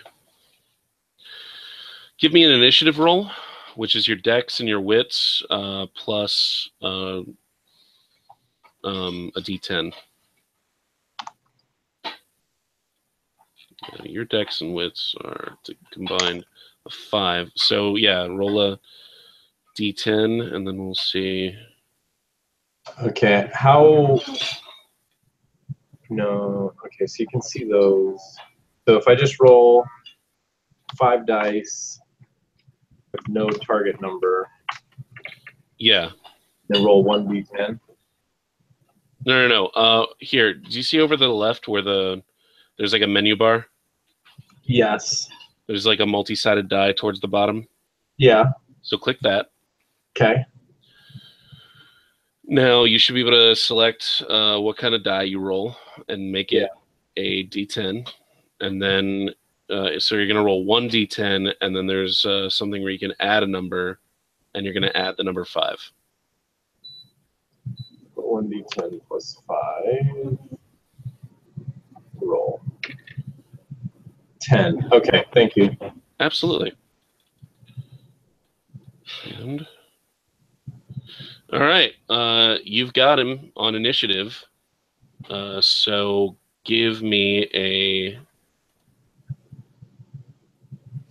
Dex Brawl check.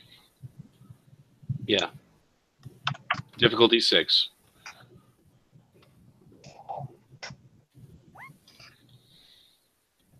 Two successes.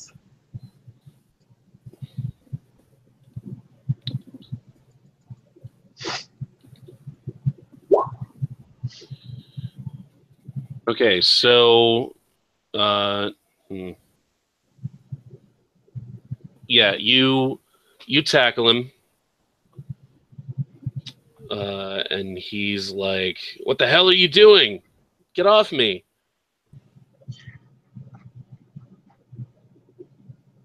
That actually is going to throw me off because I wouldn't expect a vampire to say, "What the hell are you doing?"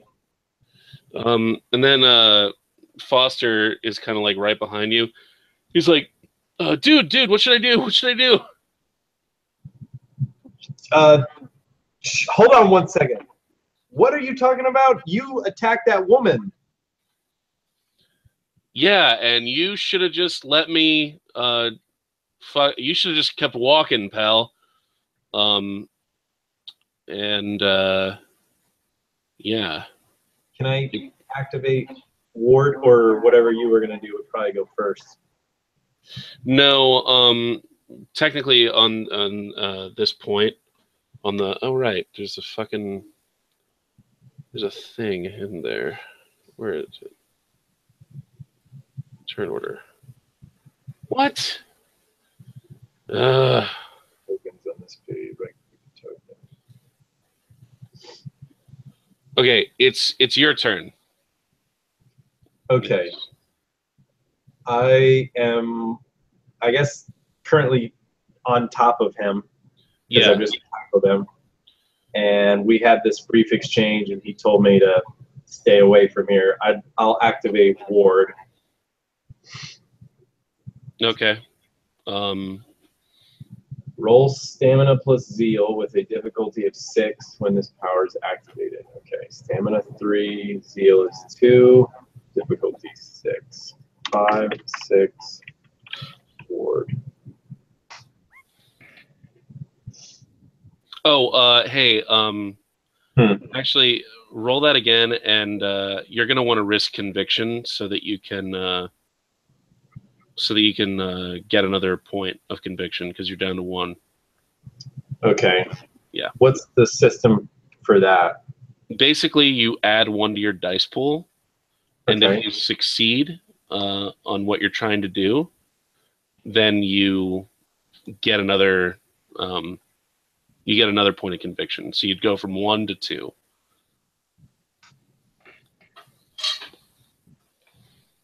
Okay, cool. Yeah, so now you have 3 successes. Yes. Okay. 3 successes. The number of successes achieved must be exceeded in a stamina roll for each monster to approach your character. The distance that creatures are held at bay is 1 yard for each point of zeal, which is 2, so 2 yards. A monster already within that area when this power is activated must roll stamina immediately. Nice. If the roll fails, the monster staggers back to the perimeter, persists for the remainder of the scene. You can spend a willpower to re-roll. It doesn't affect other hunters or other normal humans. Right. So, you roll ward. I'm just gonna rule of cool this. It's not quite how it would work mechanically, but I'm just gonna be a little bit cinematic with the scene. So you tell him you were attacking that woman, and he says, "Yeah, and you should have just kept fucking walking, buddy." And he gets up and he picks you up off of him, and he shoves you into a nearby here. I'm gonna put her here. I'm gonna put you right there. And he shoves you into this wall, and then you instinctively activate your ward edge, which pushes him into the street, where he is promptly hit by a truck. Well, he got -1 success on his stamina roll, which is a botch. And I'm like, you know what? Nice. Let's make this fun. Let me just real quick find a That's awesome. truck. Yeah. Oh my god, that's fucking perfect. Look at that shit. Turn order, go away. You. Blah. The woman kind of comes to her senses. It's like, oh my god! And she takes off running, which is a fairly funny sight in her heels. And like she sort of figures out like, oh yeah, I'm in heels, and she quickly pauses to take them off, and she takes off sprinting down the street. I don't have a picture or a token for Foster yet, but I will be sure to make one. The driver of the truck comes out of the car and says, oh my god, oh my god, oh my god, oh my god, oh my god, what have I done?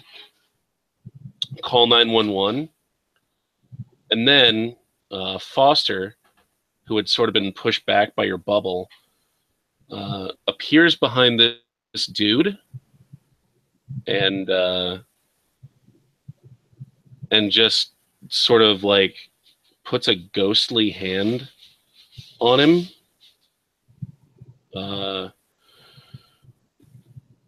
And the guy suddenly calms down. He leans up against his truck and he just sort of smiles to himself. Hey man. It gets really foggy in the eyes and looks at you. He's like, hey man, what's going on? Hey, don't worry about it. That was just a mannequin that we were taking out from the bar. You're all good. Just get back in your truck and head out. Have a great rest of the night. Oh, cool. You sure everything's fine? That wasn't a person? Yeah, it's all good, buddy. Go back home. It's late. Hey, thanks, man. You have a good night, man. Yeah, you too. Take it easy. He gets in his truck and he fucking drives away.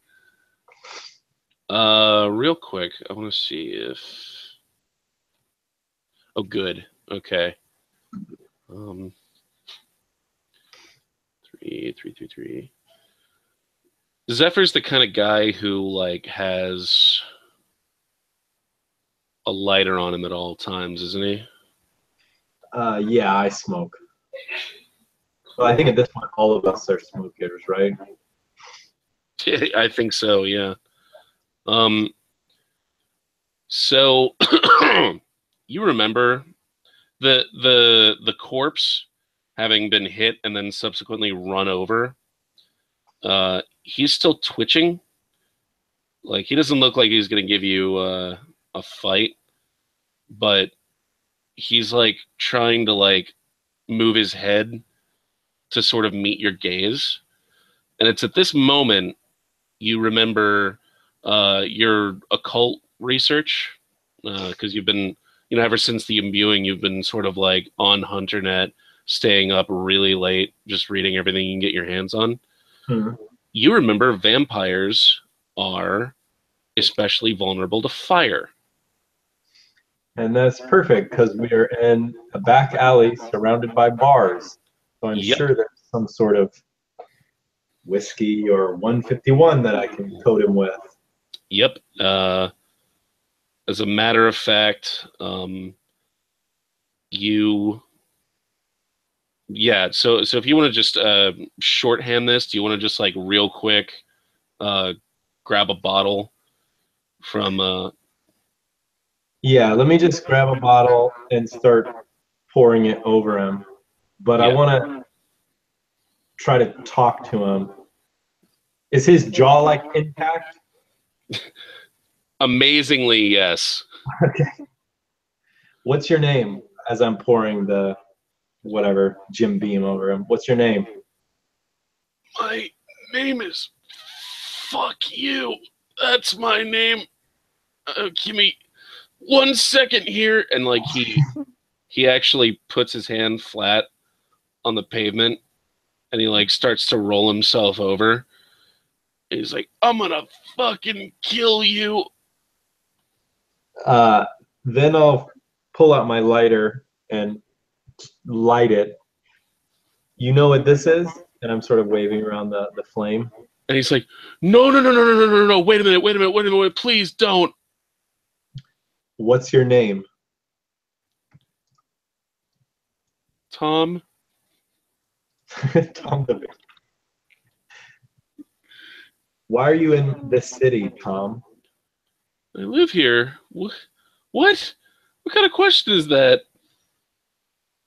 Who made you out of character? What I know about the Embrace and the clans? No, dude, not really, because okay. we only had the one occult success. So Okay. something that's common among newly imbued is the first thing that they research when it comes to vampires is like, what are their weaknesses? How do I fight them? How do I keep them at bay? How do I kill them? Okay, got it. Yeah. So all that stuff. So hand of the GM here.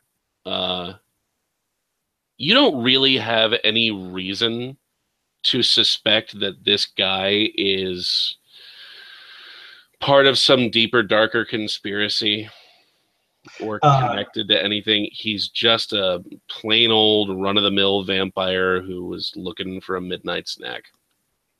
Correct. And I don't think he's part of what we were dealing with earlier. I'm just thinking, from what I know about vampires, someone made him a vampire, and as a defender, like, I want to protect all of the people of this city. So I was trying to figure out who made you a vampire. Oh, so you're trying to figure out, like, where are the other vampires that I can? Yeah. Yeah, he doesn't. He wouldn't have that kind of information. Okay. All right, Tom, you've been very helpful, and I'll just flick the lighter on and let it land on top of him. He begins to scream. He begins to writhe around. It's no use. The flame catches very quickly and spreads all over his body. And within seconds, all that is left is a pile of ashes. You mean this guy, Foster? And I'll, like, make a joke. You mean that dude? Foster stands there with his eyes wide and his jaw just like agape, and he stammers for a bit and he says, "That was awesome." And he's like, "Oh, dude, that was the fucking shit, dude."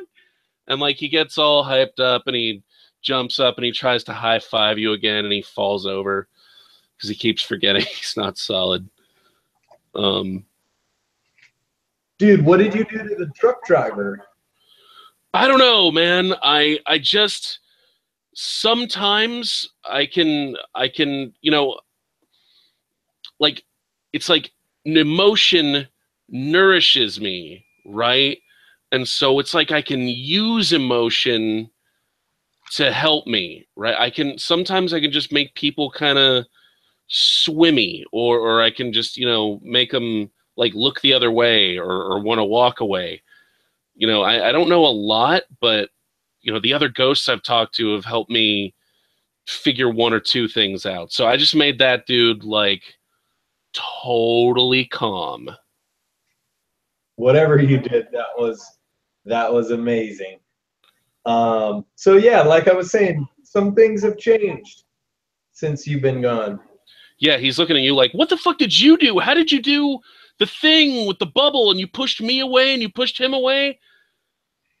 And we'll sort of have like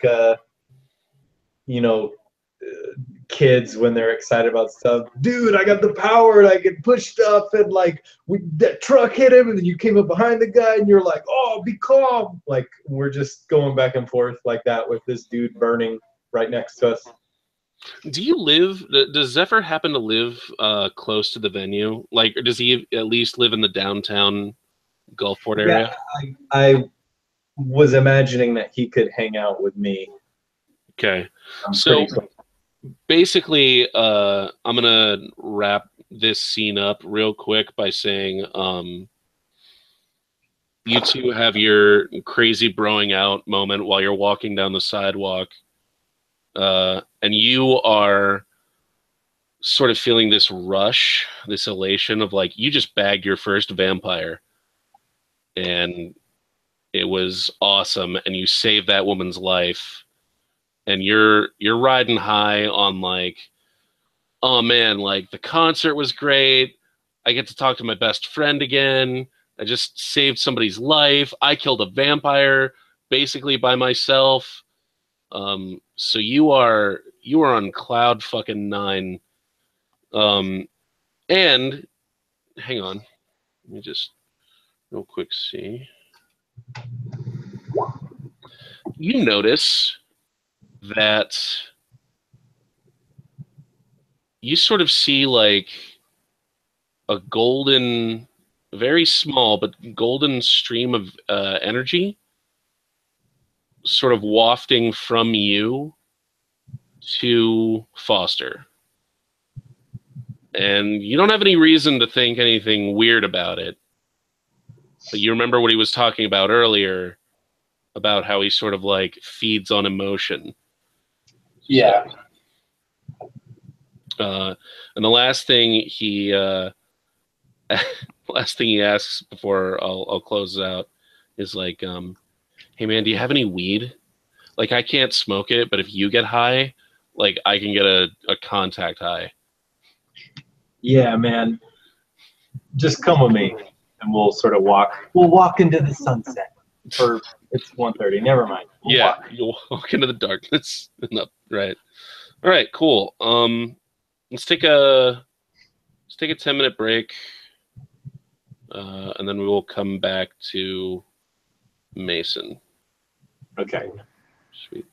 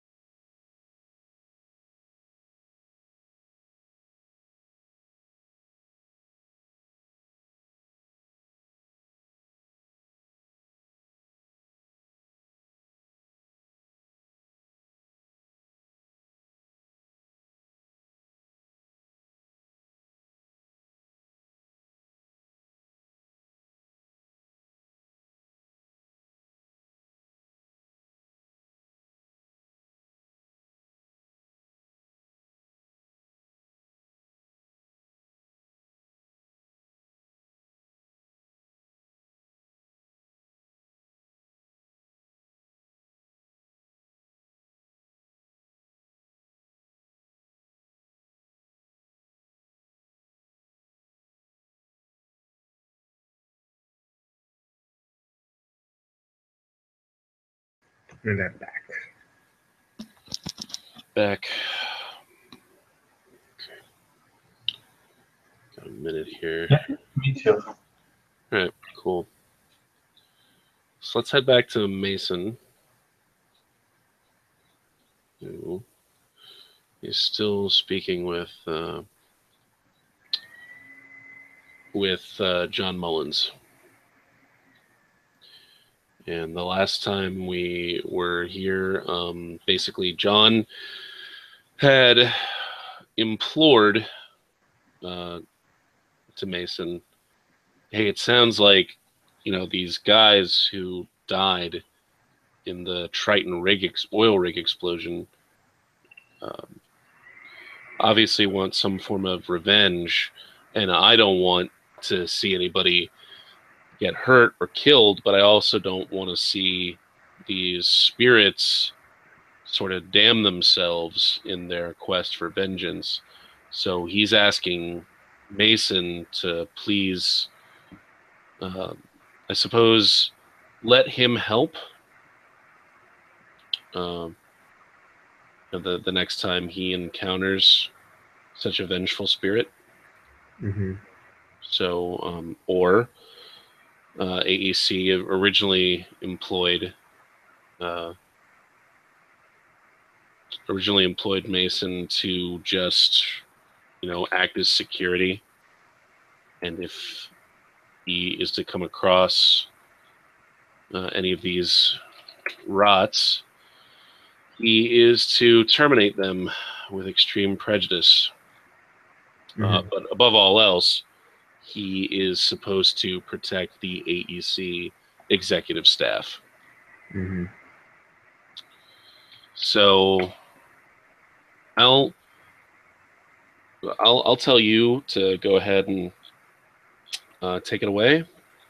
And you don't necessarily have to have reached a conclusion on what you're going to do. Mm-hmm. But Mason would ask, all right, say I do come across another one of these rots and whatnot, what exactly are you hoping to do? I mean, what are you hoping to achieve when you try, open up a dialogue with one of these fuckers? John looks at you, and he sort of bobs his head back and forth, and he says, I get the sense that you're fairly new at this. Yeah, I've been at this couple weeks, so I sort of dove head deep into the deep end, and been trying to swim my way back to the shallow end. Well, it's normal for people like us who haven't been doing it for very long to lash out. We open our eyes and there's suddenly a world of monsters there who wouldn't want to fight back. Tell me, do you have abilities that allow you to, or that assist you with fighting and killing? Yeah, I guess. Okay, well, I have abilities that help me negotiate and calm down and bring peace to supernatural creatures. That's my calling. That's what I'm here to do. So, and I've been at this a while, so, even the fiercest beast, I have been able to get to talk to me. So, you want to find them, talk to them, maybe run them through your little program here, and everything is all hunky-dory then after that? That's the idea, yes. Mm-hmm. For all 50 of them, or how many of them still left out there? I mean, that's a hell of a lot. Well, I mean, the longer we try, persuading one of them, you got 49 more still rampaging around. And if you kill one, are you immediately going to be able to stop the other 49? It seems to me that taking them on one at a time, either way, you have the same problem. Mm-hmm. Look, I'm not going to tell you. Talking shit. I'm not going to tell you what to do or how to live your life. Obviously, it is up to you. All I ask is, please don't bring your violence here. I recognize that they aren't exactly human, as most people would define them, but these are still good people, and they don't deserve persecution. You talking about your friends or the ones that are Yes. still out there? No, he's referring to the people already involved in Rise Up. Yeah, listen, I ain't got no beef with your people so long as you as long as I stay on the wagon to catch my drift. But yeah, if any more of them turn bad like those cops or whatever, you know, I'm gonna have to do what I'm gonna have to do. I understand. He looks obviously disappointed. Yeah, Mason, he just sort of shrugs. They come from two different worlds, apparently. Yep. And at this point, I guess the thing to do at this point would be to collect Drew, and like they help you load him into your car, and the two of you drive away, and you take him back to his place and drop. I don't even know where. Oh wait, yeah, I went to his place. His apartment. Yeah. You take him back to his place and drop him off, and you basically leave a little note on his nightstand or whatever. It says, call me, dash M. And then you take off, and that's when you get a call from Sims. What is Sims' first name? It's like Greg. Gary. Gary, that's it. You get a call from Gary Sims. And he says, hi, Mason. I need you to come to this address. And he provides you an address. Come to this address, and I need you to be there by 4:30. Can you make it? What exactly is this for? You will be doing some escort work for one of our executives. You'll be driving the limousine. It's not really a limousine. It's, it's just one of our company cars. Am I supposed to be expecting some company or what? The gentleman you will be transporting has been designated a potential target, yes, but we're not sure if they'll come after him today. We're trying to keep all of the designated targets in one place and protected. We obviously have the resources to mount a significant defense, but these are supernatural creatures we're talking about, so who knows what kind of tricks they have up their sleeve. All right. Might be a bit strange. I don't really have a suit or anything that goes with the limousine, so. We have something in your size waiting for you when you get here. Yeah, okay, whatever, man. What'd you say, 4:30? Yes. Yeah, I'll be there. Okay. So the thing with I played around with time a little bit this session. Zephyr's thing took place 1 or 2 nights ago. This is like Tuesday morning. So the thing where you were speaking to John Mullins took place this morning, and let's say you wrapped up around 9 a.m. So you have a good 7 hours to do whatever you want to do in between now and the time that you have to show up to the address that Gary gave you. All right. Anything you'd like to do specifically? Yeah. First thing, I'll shoot or I'll send a call over to Zephyr.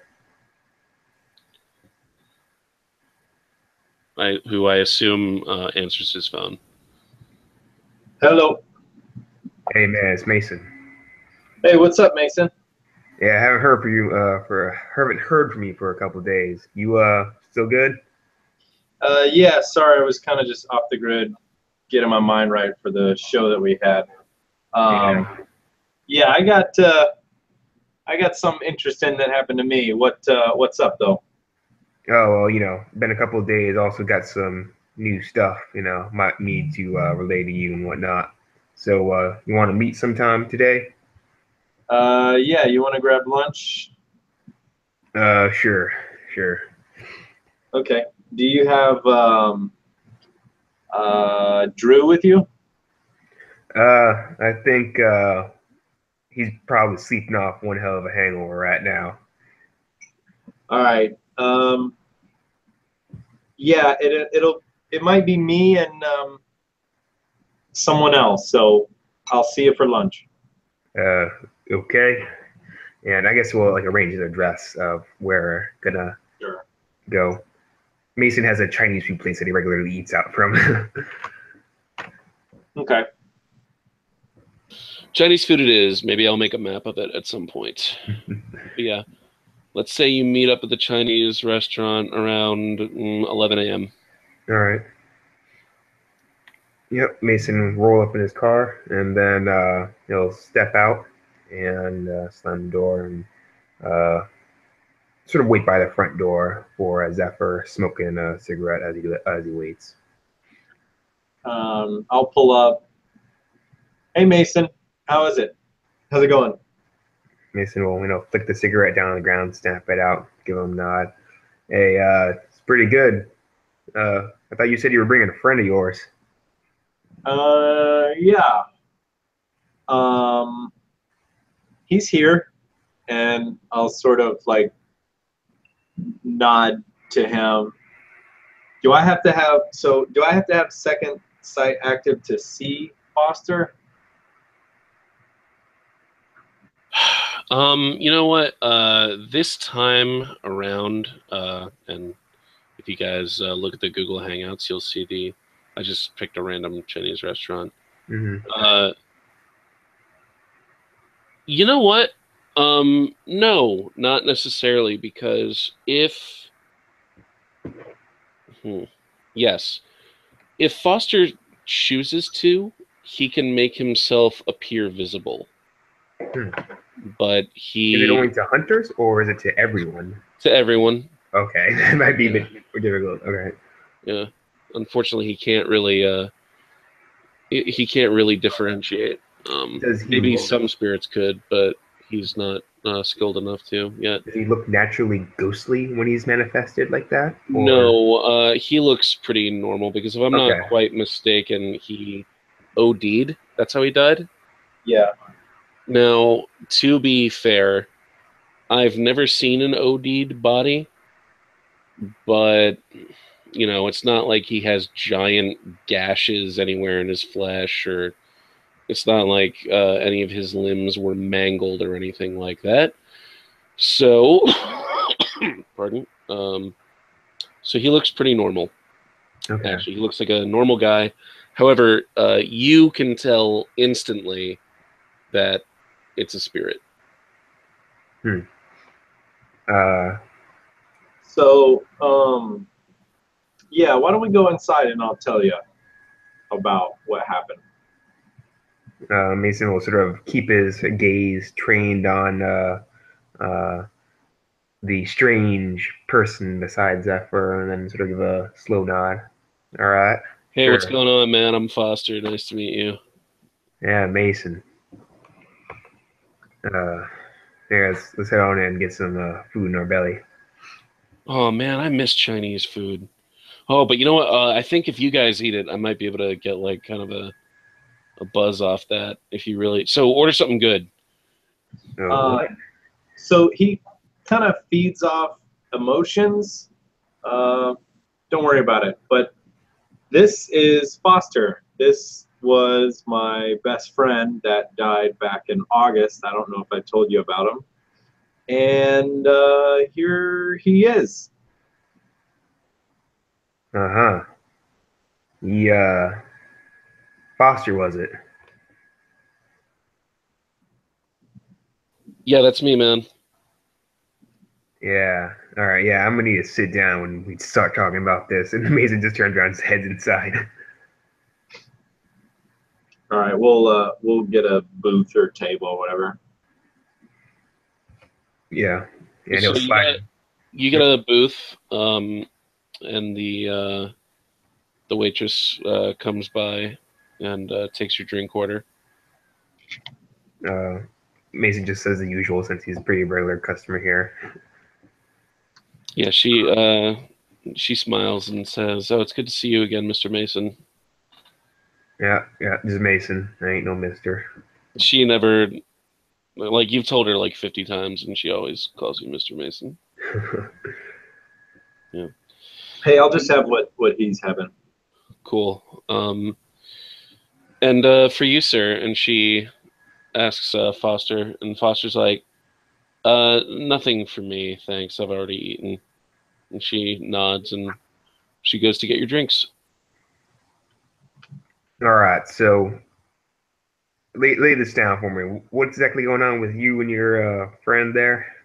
So, okay. We were playing a show last night, and I saw Foster, and he is a ghost, and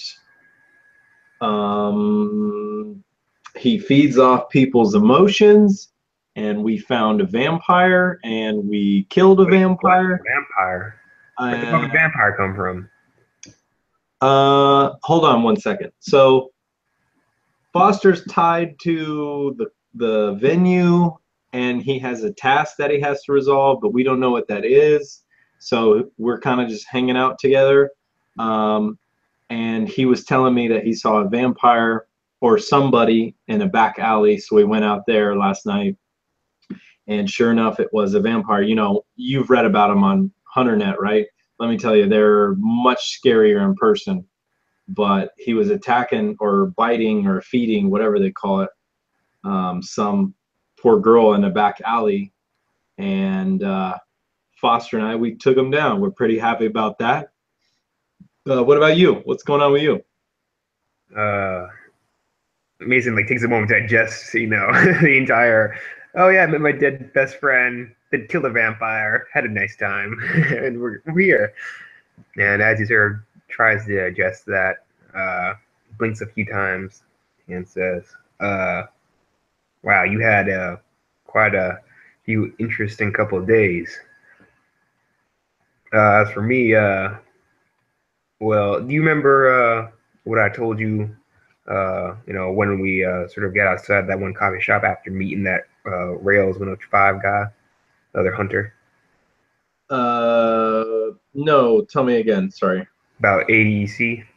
You know how they sort of jailbroke me. Yes. Yeah, got me out of Vine. Yeah. Listen, I'm sort of, and I mentioned this before, but helping him out with some odd things here and there. And I sort of extended this invitation, or I guess offer, to our mutual acquaintance, but he declined. But so now I'm sort of seeing if you're interested and whatnot. You might be able to make some cash if you do want to help out, but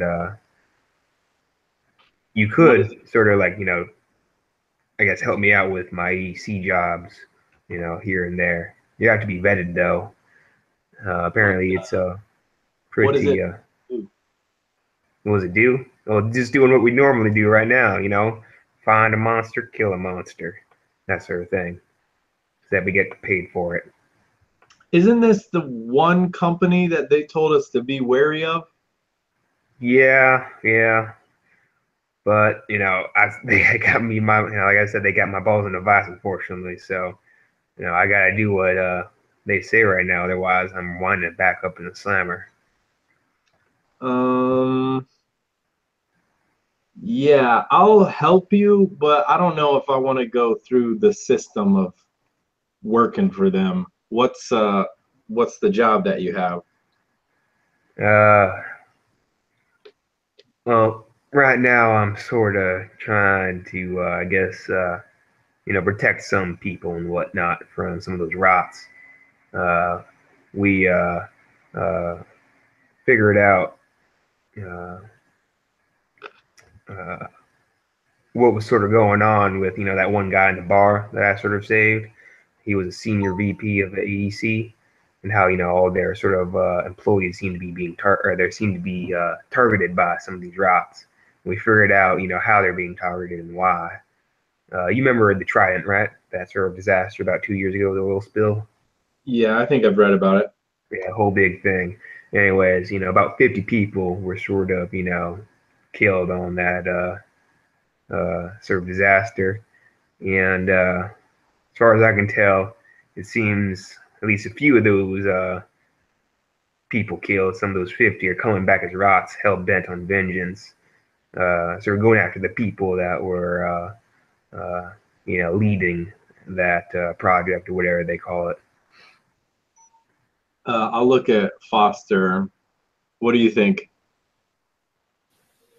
So, hang on. You're saying the dudes who died in that oil rig explosion, they're coming back to life and they're trying to kill their bosses because, like, they blame them. Yeah, that's pretty much the gist of it. Except there's a lot of also collateral damage, that they're also doing. It ain't just, I guess you could say the guilty, at least who they perceive to be the guilty. They're also, if a family member's in the way as well, they take them down too, it seems. So, not exactly discriminating. Hang on, they're killing their boss's family members too? They're killing whoever gets in their way, it seems. Shit, man. That's crazy. All right. Well, that's more interesting than what I was doing now, and I might have been okay with it if they were just hitting the people responsible, but I can't really sit by if they're killing or harming innocents. So I'm in. What about you, Foster? Yeah, I mean, and Foster, like, had this faraway look in his eyes right before you called his name. And he says, yeah, totally, man. I'll help out with whatever. I mean, can't let the wives and the kids and the dogs and stuff get killed. Got to take down the man, but and he looks like a little disappointed, and he's like, I mean, yeah, I get it that these guys are bad guys, but I don't know, man, they're also like me, and I wonder, like, if they would know anything, or if I could help them somehow. I don't know. Are the ghosts that you've talked to, you said they were a little weird, but are they at least coherent and we could talk to them? Well, to be quite honest, the ones that at least, I sort of got into a tussle with, or at least the one I did get into a tussle with, I didn't really find the other one in person. Just saw some of the aftermath of his handiwork. I wasn't really trying to talk to him. But actually, there is something else you should probably know. What is our the other character's name? Because I keep on thinking he's Jack Boyle. That's not his real name. Drew. Yeah, Drew. I swear to God, you know what? As soon as he comes back, I'm gonna tell him, like, dude, no more code names. Yeah. You think it's bad for you, man? Like, I have so many names I have to remember.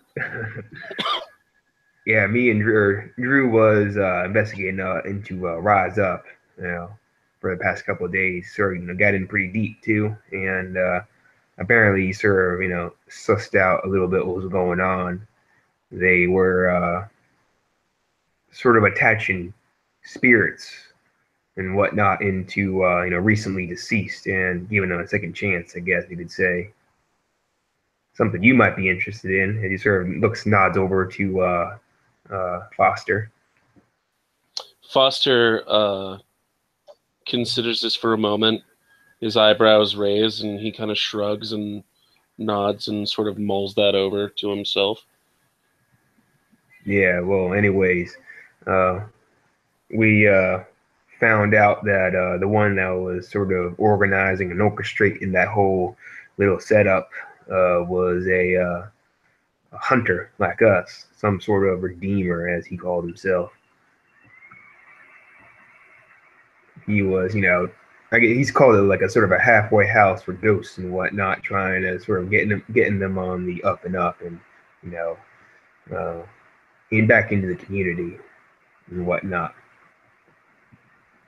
But yeah, apparently when I brought up, the thing about AEC and those rocks coming back, he seemed mighty interested in seeing if we can open up a dialogue with them. Apparently, he seems to think he can get through them and maybe rehabilitate them, but I don't know. What do you think about that, Foster? Second chance? I mean, shit, man. You had me at, put me back in a body. That'd be cool as hell. And, look, I was kind of a dirtbag before I died. If there's a way I can make up for some of the shitty things that I did, and maybe cross over to the other side. Yeah, man. That sounds like it'd be up my alley. And look, there's a couple of guys, ghosts that I know. Like I was telling him, and he points at them over at Zephyr when he's talking to Mason. Like I was telling him, the ghosts I've met so far are kind of weird, but they know a lot of stuff. And if you can talk to them, and if you can kind of give them something they want, like I'm just a newbie ghost. I got nothing they want, but you guys are living. I'm not trying to say I'd ask you to do anything weird or dark or shitty or anything, but you might be able to do something, and they might be able to give you information in exchange. They might know something that these AEC guys aren't saying, or they might know something about these guys that are trying to bump off the AEC guys. They might know something about the Rise Up dudes. I'm not sure, but I know a couple people we could ask. All right, well, you mind pointing us in the right direction? We'd be happy to, get some more information. I don't like being in the dark, or, this whole, I don't know, shady business isn't exactly my strong suit, so any information will certainly help. It might take me a day or two to track him down and set up the meeting. But I know where Zephyr lives, and as soon as I find these guys, I can just pop in, because, I don't have a phone. Right. He looks around for approval of his lame joke. Yeah, I'm down for that. Let's get a ghost on our side. Sure, we can do that. But if it's going to take a day for you to track them down, I got, out of character, what was it, 4:30 tomorrow? Yeah, and it's around 11:30 a.m. No, I'm sorry. Okay. So Gary Sims has asked you to meet him at that address at 4:30 p.m. today. Oh, today. Okay. And so you have about roughly 5 hours before you have to be there. All right. Listen, Zephyr, I know you didn't want to get, too embroiled with AEC and whatnot, but I got a job later today, uh, so I'm probably going to be busy with that. I suppose you're welcome to Shadow if you are interested, in case I get a little bit in over my head. You might be able to pull my ass out of the fire, but, just in case. Yeah, if you want to come. That's it's better than what we were planning on doing today, so let's go. All right, and your friend there is going to go look for them other ghosts while we do this? Is that what I'm getting? That's the plan. All right. Well, let's enjoy our meals then, and I guess, yeah, head on out. Okay. So before we warp to 4:30, I take it that Connor, you have done and said everything you wanted to do before your meeting. I would go back to, or I think go back to my house, grab, my one of my handguns, and that's pretty much it. Yeah. Okay. Jad, was there anything that are you going to tag along with Mason to go to his appointment? Yeah. Okay.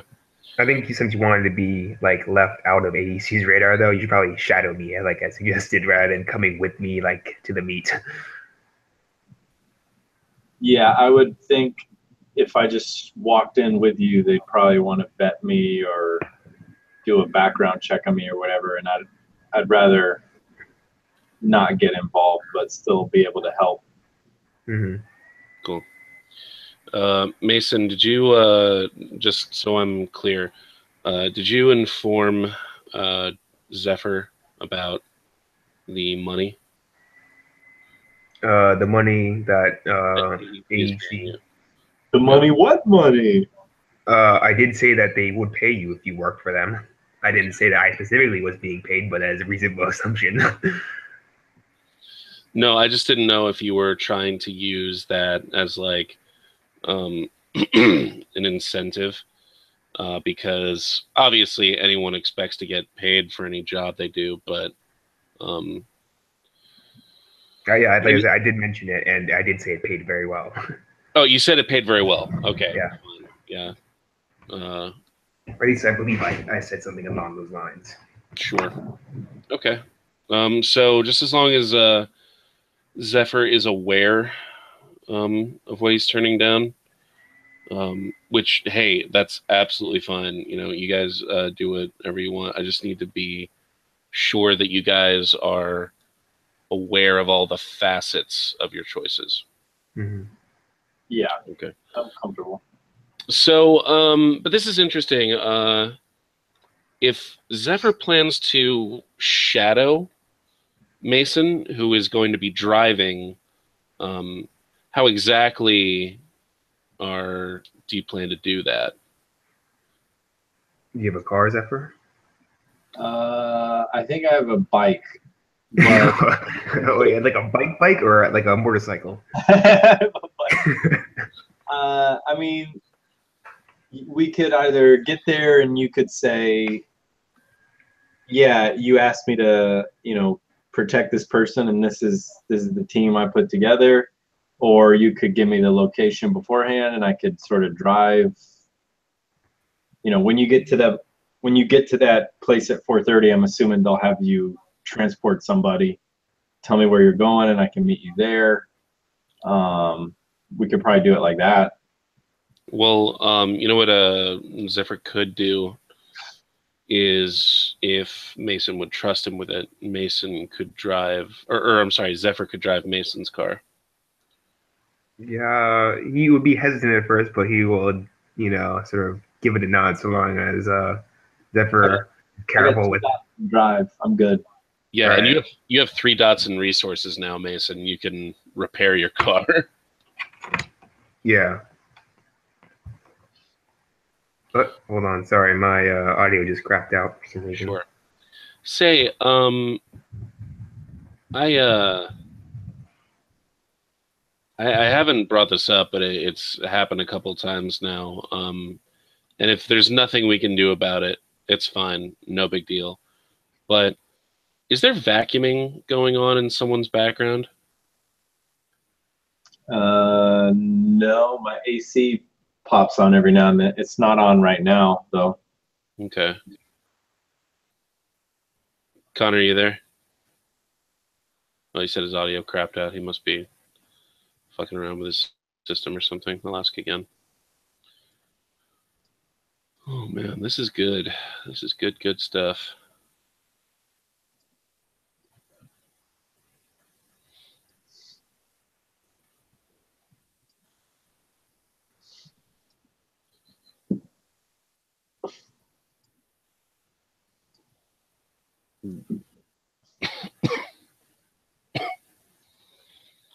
Trying to fix now.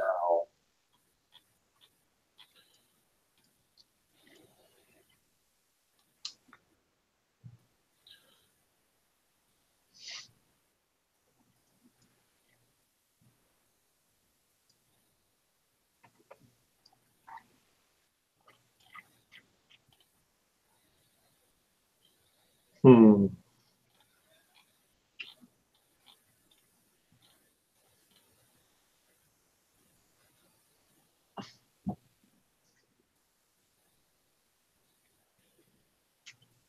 Going to try to rejoin call.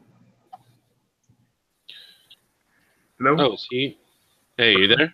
Yeah, sorry, my audio crapped out. Apparently, when I accidentally unplug my headset, the audio goes with it. I don't know why.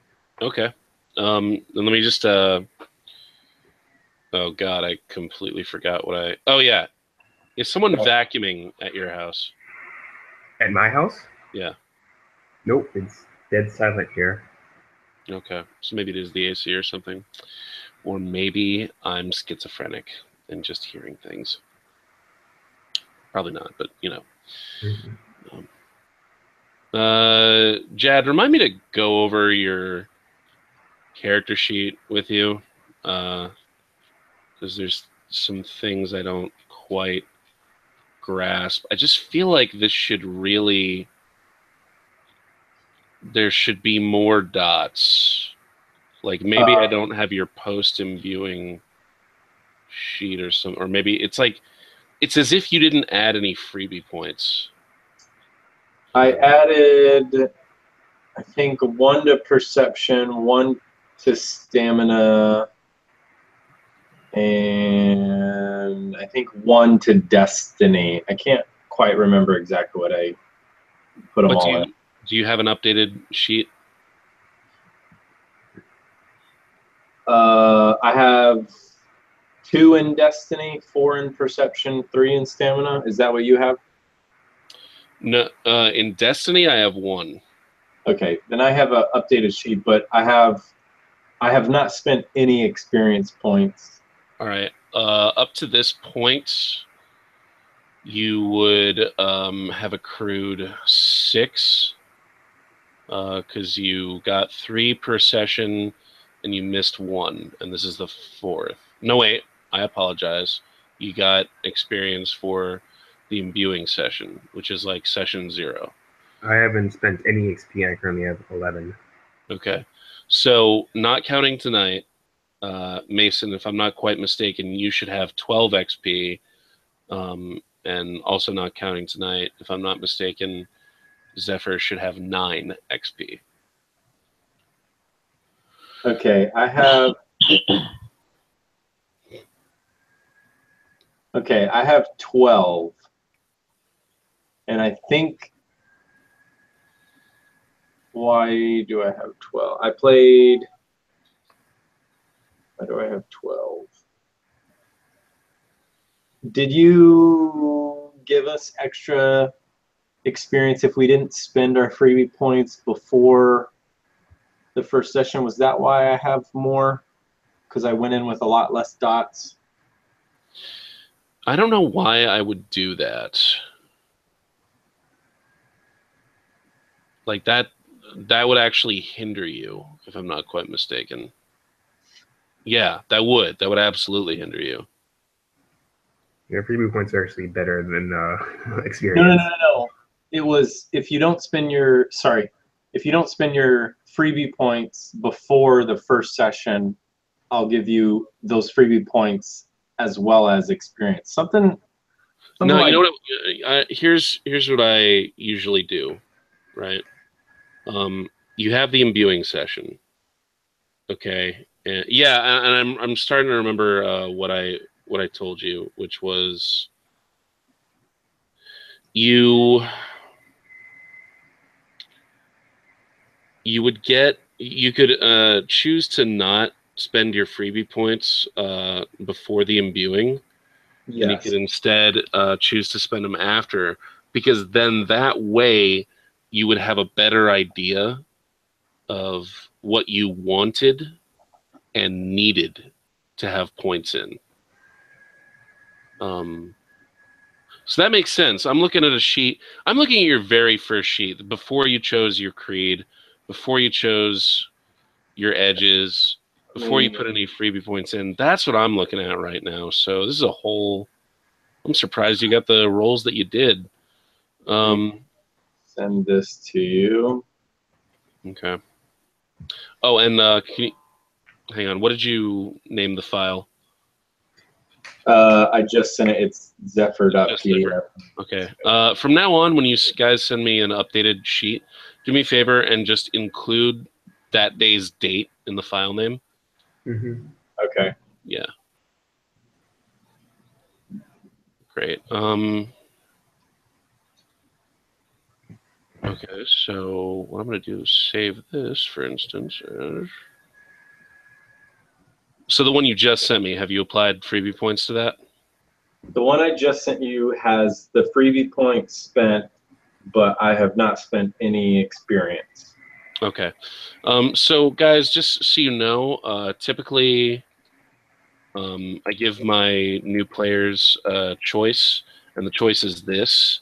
They can either go right into the hunt after the imbuing, which means like that's where the game starts, is right after the imbuing, which is what you guys chose to do. Or they can hook up with established hunters and train for like up to a year, and then they get more freebie points if they do that. Mm-hmm.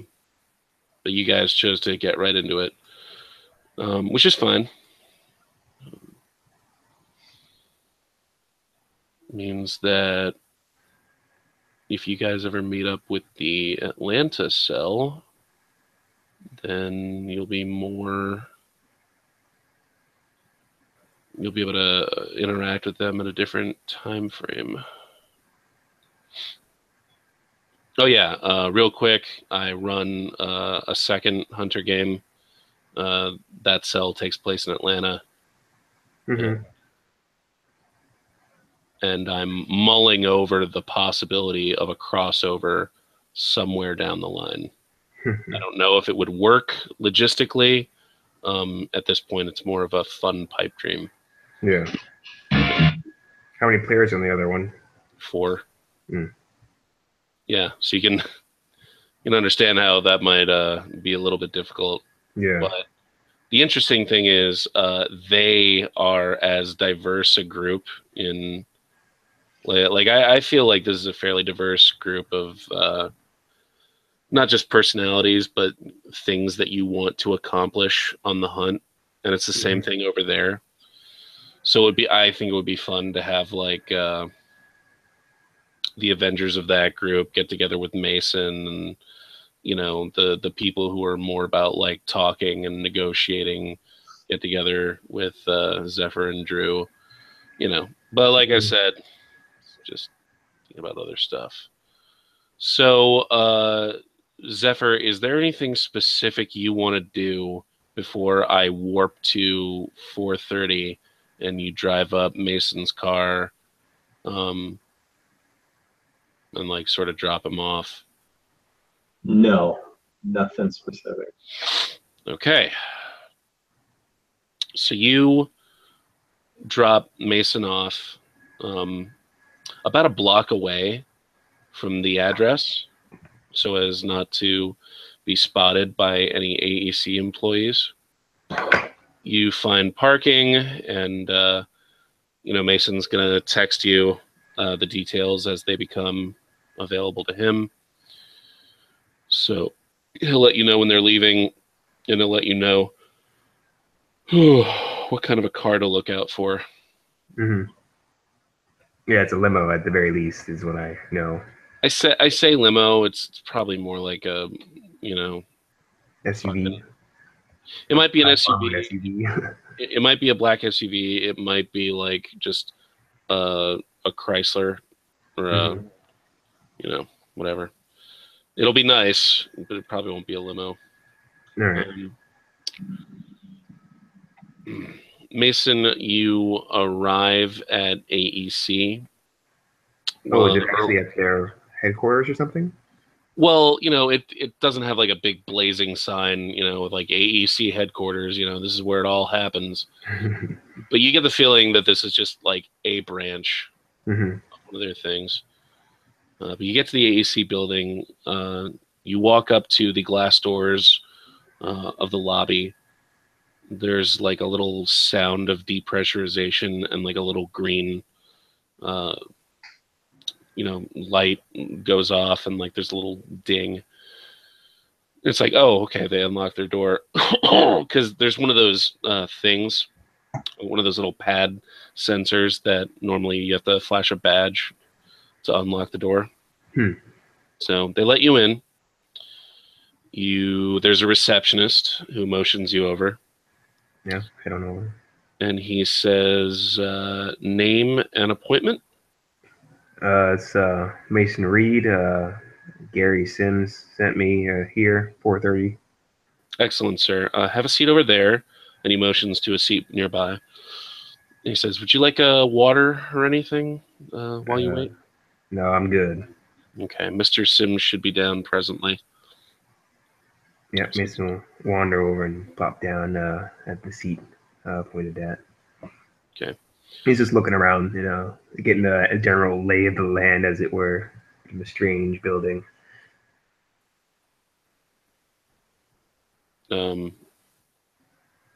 Okay.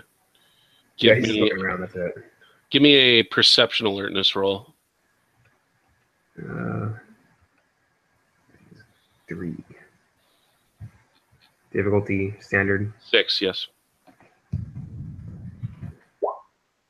2. Okay. You are able to roughly lock this image of the lobby into your brain. Do I see any guards? Is also something I would want to know. Do they have armed guards around? Any guards at all? The receptionist looks like he could be a linebacker. Okay, yeah, that's useful. But aside from that, no. You get the feeling that you get the feeling that this company isn't one that expects any trouble. And after all, they've hired you in a security capacity, but it's possible that these guys have never needed security before. Right. They're an energy company. They're not like in politics. They're not, they don't move large sums of money around. It makes sense in your mind that they wouldn't necessarily need security most of the time. So,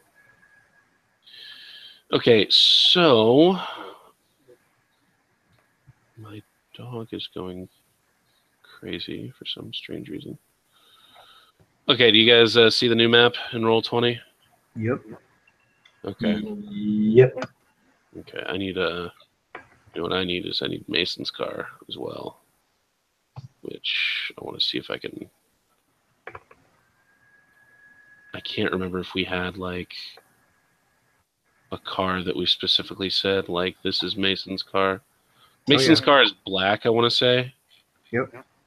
Okay. Yeah, you fucking sent me a picture, didn't you? I did. It should be in the Skype thing. I'm hoping that I sent it to. I've got like a gigantic folder full of Hunter Pictures. It is a 1969 Ford Boss 429. I can resend the. Oh, if you have it on hand, yeah, that'd be perfect.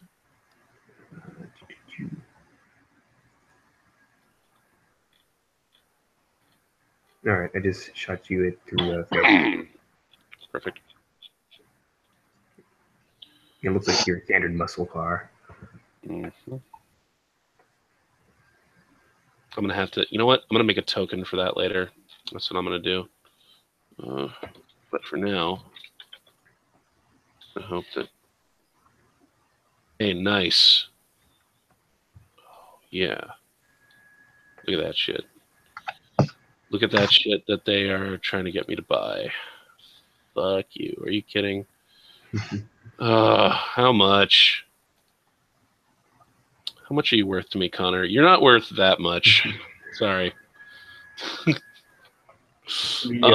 picture's in landscape, so you could probably just drag it in and use that as a potential thing. I know, but it's all square and like it doesn't fit with the other game piece. Look at Or you just use a just standard car. It doesn't need to be something special. It's just like the one that's over here. Yeah, but that's the fancy AEC car you're gonna be driving. Oh yeah, I'm just something similar. Yeah. Oh, hey, check this shit out. Bam. That is the car for today. Okay. Okay. And that's what Zephyr is going to be in. Yeah. Put him like over here. So you're going to have to tail them for a little while. Oh, I think I know what that noise is. Are you on a laptop? Yeah. No. Oh. Is that the laptop fan spinning up? I just got a text message and that was my phone vibrating. No, I can hear like a dull fan, and I thought I heard it like ramp up when the laptop got hotter or whatever. That's what I. It might be the laptop fan. I'll have to look into maybe decreasing the mic sensitivity on Skype so they don't pick it up. Or increasing it or decreasing it. I mean, it's not driving me crazy, but yeah. If it's possible to get rid of it, that'd be awesome. Okay, so you look around the lobby, and it's a lobby, so not a whole hell of a lot to see, but you do get a glimpse of one corridor that seems to lead to HR. And there's like a couple of elevators off to your right. And then, there's one or two office doors that probably lead to conference rooms. So not a whole hell of a lot to see here, but at least now you sort of have like your first idea if you ever have to come back here and anything ever goes down. So Gary Sims comes out of the HR corridor, and he shakes your hand, and he says, "Mason, great to see you. Great to see you. Thank you so much for coming. If you'll follow me right this way, I've got something for you to wear, and we'll go over the plan, as it were." All right. All right. So he leads you back. You get into the monkey suit. And he basically tells you you are going to be providing transport for a guy named Forrest Scott. And Forrest Scott needs to meet with some other people, to discuss a deal. Gary isn't exactly forthcoming with details, but obviously they don't trust him to just drive himself over or even take have the standard company chauffeur drive him over. So they're asking you to do it just in case anything goes wrong. Is he aware of who exactly I am? Oh, he knows that you've been hired in a security capacity. Okay. Yeah. Now, Mason, if anything goes wrong, anything at all, I want you to, and he hands you this electronic fob thing. I want you to just hit this button. That's all you got to do.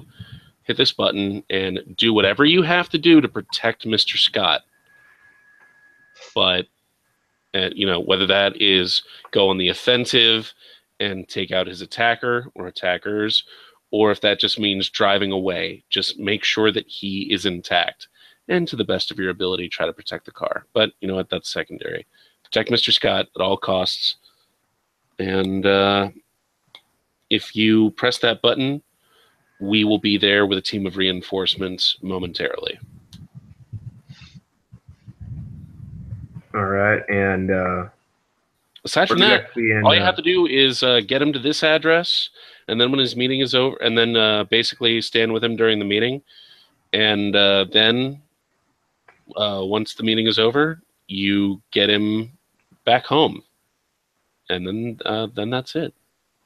All right. How long do you expect this meeting to last? Should be about 2 hours tops. And the commute there about 30 minutes, and then 30 minutes back to here, and then we'll probably have you take him to his house. So you're looking at all told probably about 4 hours worth of work today. All right. And this little device you doohickey thing you got me carrying around, these sort of waggles the electronic device. You said it sends a team of reinforcements. How quickly are they supposed to be, arriving on scene exactly? They have a response time of 3 minutes. All right. Well, yeah, I guess meet this Mr. Scott and I'll see him through the day. That's the kind of attitude we love about you, Mason. And he shakes your hand again, and he leads you to the carport. And then you stand by the car. He tells you to wait there. You stand by the car, and he hands you like a picture of Forrest Scott before he goes. Mm-hmm. Well, no, he doesn't go. He stays with you. Yeah, forget the picture. That's stupid. He stays with you. After a while, guy with blonde curly hair and tan skin. It's kind of wavy, kind of curly. He comes up and he says hi to Gary, and he shakes your hand. He's like, "Hi, Forrest. It's a pleasure to meet you." Mason sort of grunts that out as he shakes his hand firmly. Okay, so are we ready to go? Yeah, just hop on in. Mason will just go to his door. He doesn't pop the door open like a regular chauffeur would. He's not really used to that, so he just jumps in the driver's seat. Gary sort of shakes his head and he opens the door for Forrest, who gets in. And go ahead. No, you go ahead. As they sort of gonna pull out, he's going to sort of take out his phone on the side and text Zephyr the details, the sort of car model. And as an auto mechanic, I'm assuming I'm pretty good with, this is what the car looks like. This is I'm gonna let you. Yeah, you don't have to roll this one or anything. All right, and the address I'm heading to, just in case he loses the car or something. Okay. And, yeah, then Mason will look in the rear view mirror and say, "All right, buckle up." He does so, and off you go. Yep. So as you're heading to the address, Zephyr, give me a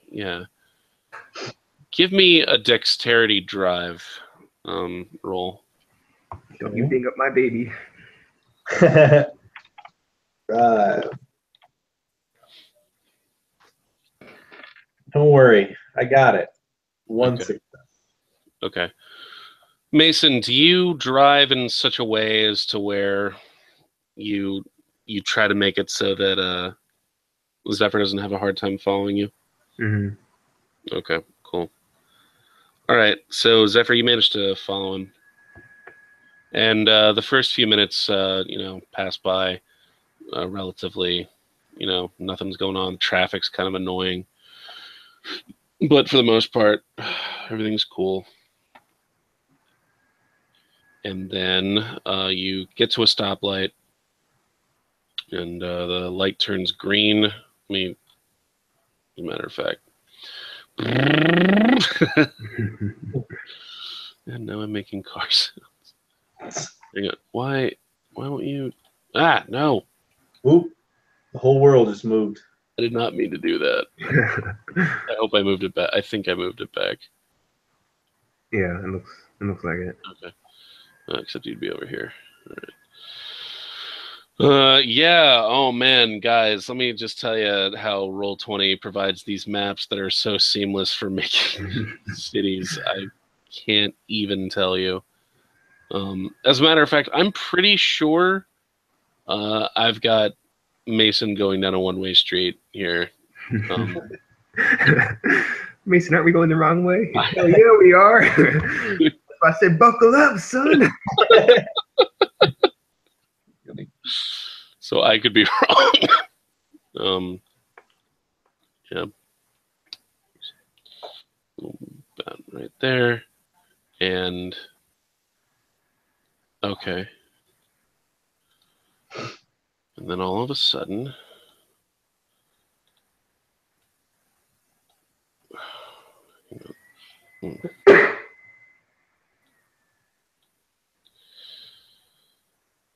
all of a sudden, a red car peels out of the intersection and attempts to T-bone you. Mason, give me a dex drive. No, give me perception alertness. Alrighty. Yeah. Difficulty? 6. Oh, 1. Okay, good. Now give me a dex drive, difficulty 6. Okay. 4 dice. 6. Nice. Okay, you barely managed to slam on the brakes just before this guy plows into you, and he ends up overshooting it, and now he's over here, and he's come to a stop. And now it looks like he is throwing his car into reverse. What do you do? He is throwing his car into reverse. Mason, shit, that's a really tight area too. I can turn around and go back. I'm guessing. I guess I'll just try to floor and see if I can shoot past him, since I'm guessing he skid pretty far and pretty fast because he was trying to barrel into me, and see if I can maybe blow through before he can back up, or at least maybe he might clip me on the back. But that's better than All right. One sec. Pin there. At the very least, he isn't going barreling at me now. It's only a short distance. One sec here.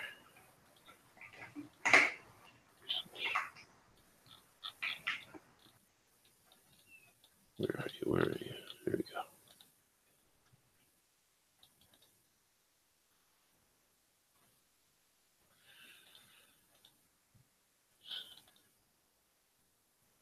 Okay. Give me dex drive. Okay.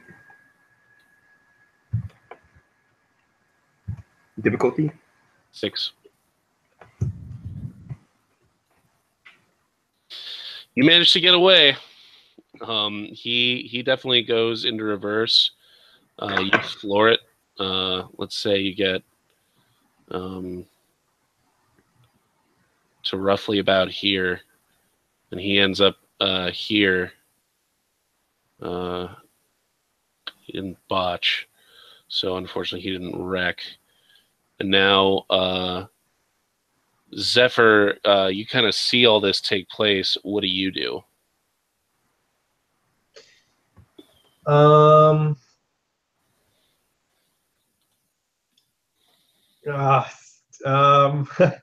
was gonna. My gut reaction is to hit the car with my car, your car. So I'm like, oh shit. Can I?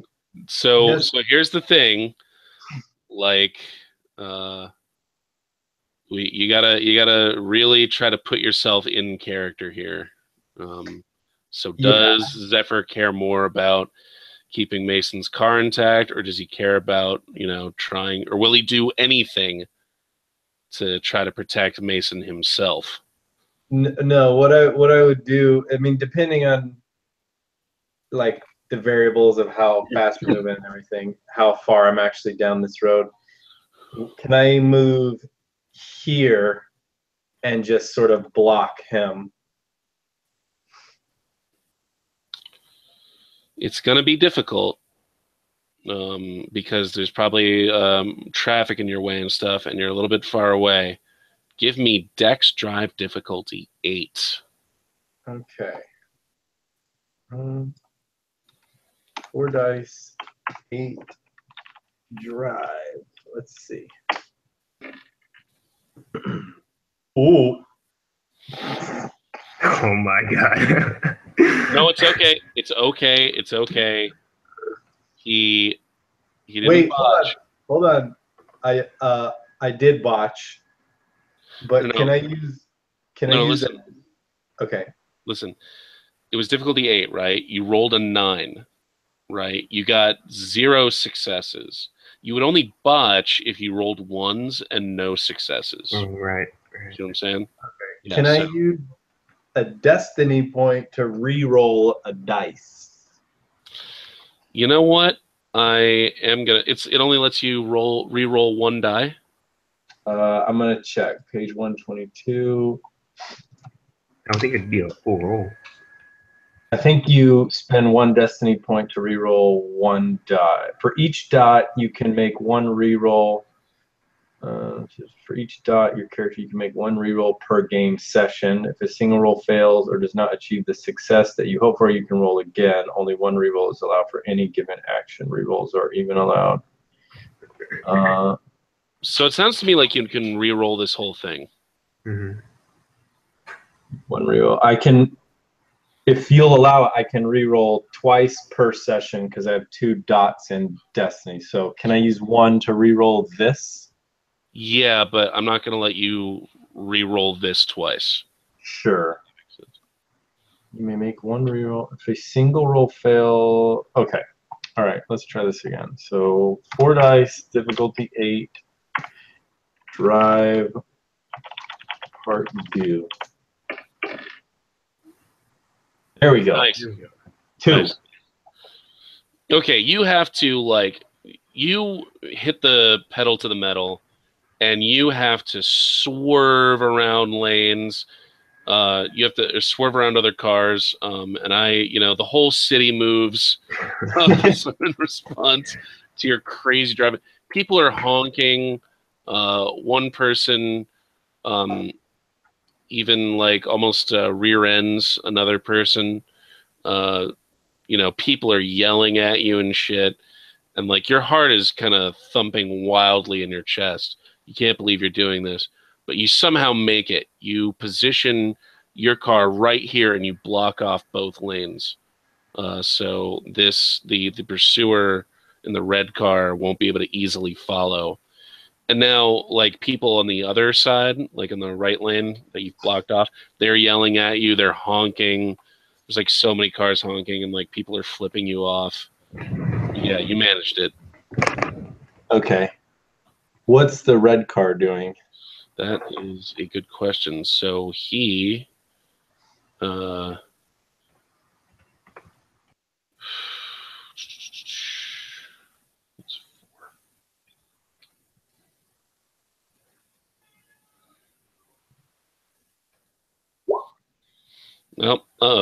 He manages to.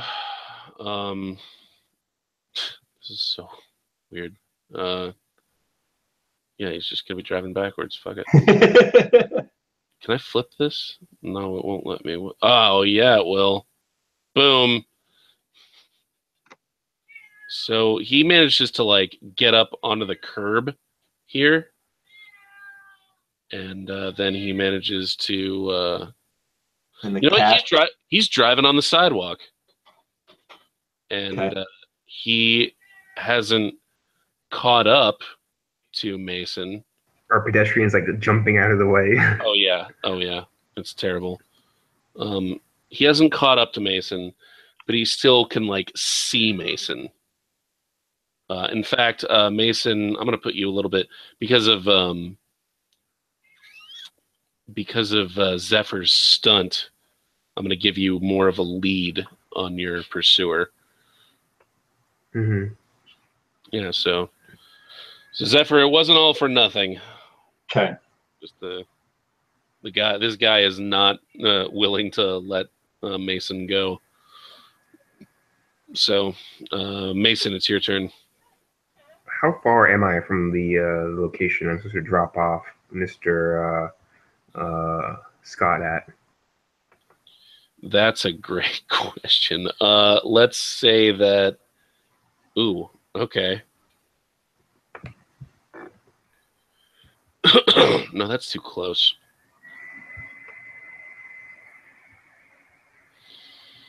How do I make a? Do you guys know how to do a beacon? Like, if I click a thing, it'll, make a circle, and you guys will see where it is. Like You this? just click and hold.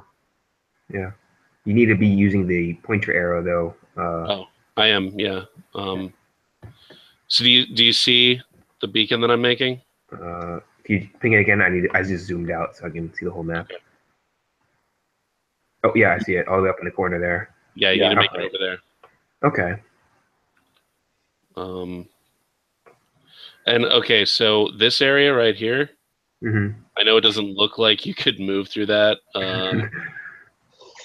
but actually, I mean, that would be pretty damn cool.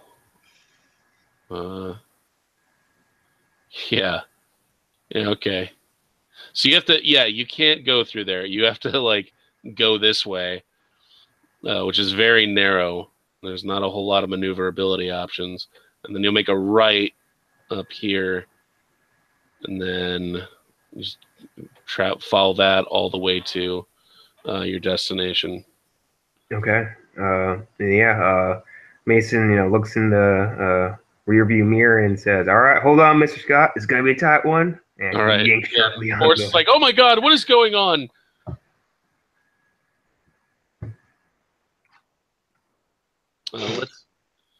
Let's say you can move like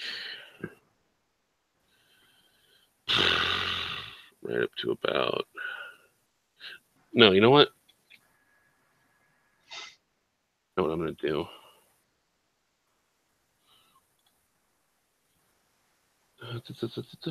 Give me a dex drive roll. Dex drive. Difficulty 6. for that tight space. 7. Yeah, good point. Alright. I mean, who mapped out this town? Honestly, That is a botch. that's not a botch. He rolled a 6. Oh, because it was a 7. Yeah. Oh, shit.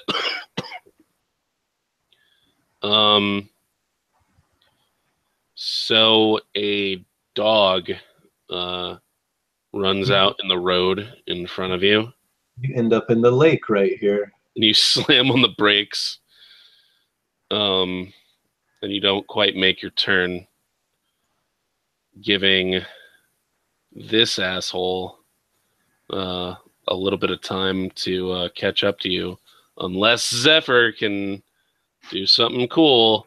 Yeah. Yes. I would like to activate for C, and then I'd like to try to drive up this dude and what is it called when you fishbone?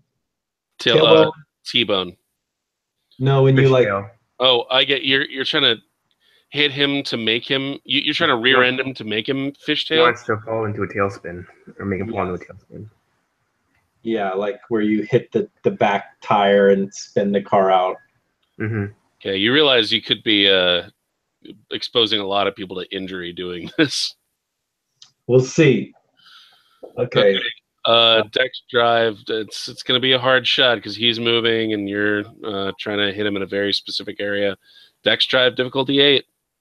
Okay. So first, I want to do 4C, which is a reflex. Right. Roll intelligence plus vision. Oh, hey man. And conviction. Risk conviction on this. 1, 2, 3. Okay. 3 intelligence, 1 vision, so 4. 4 dice, 6. Let's see. What's the difficulty? Is it 6 or 7? Wait. What's your total dice roll here? I have intelligence is 3, and vision is 1 dot, so 4, and then the conviction makes 5 dice. Okay, just making sure. Difficulty of 7. Difficulty of 8. No, for the edge. Right, got it.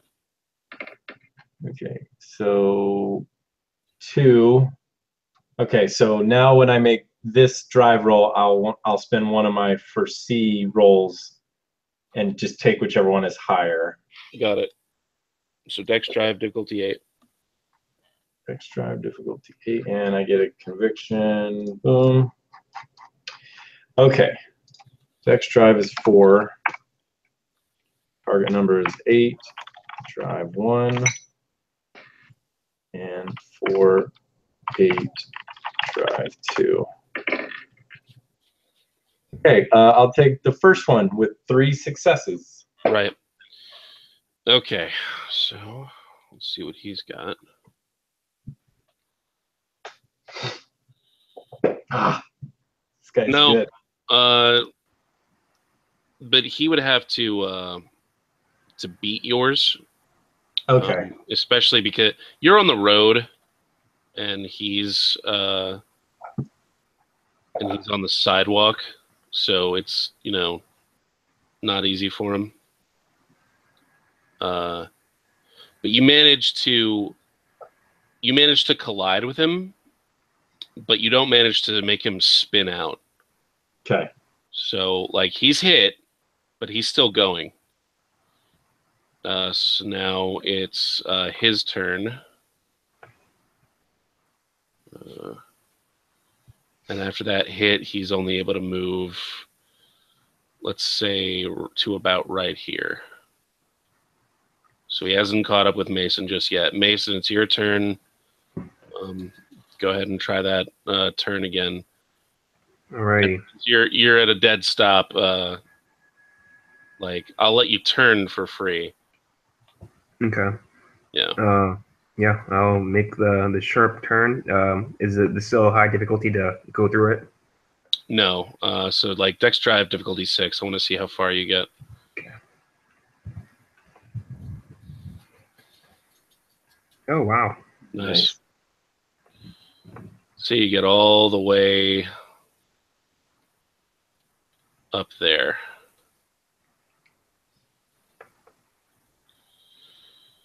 And now, Zephyr, it is your turn. Let me just drive. I think he's pretty far, so let me just try to catch up. Let's see.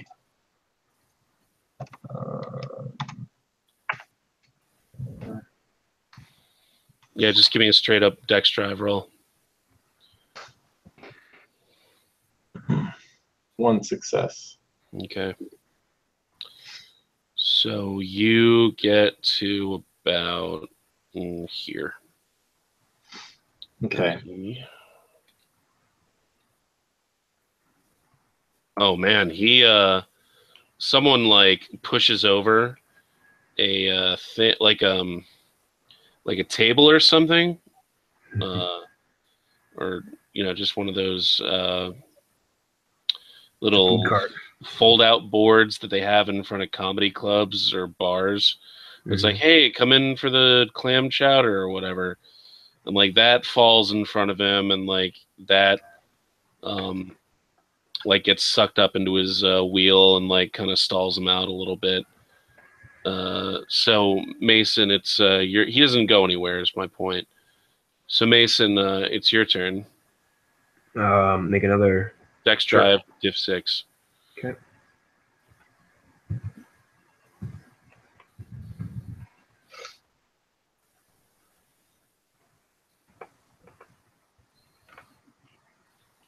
Oh, is it just the one? Oh yeah, just the one success. Okay, so you get to about here.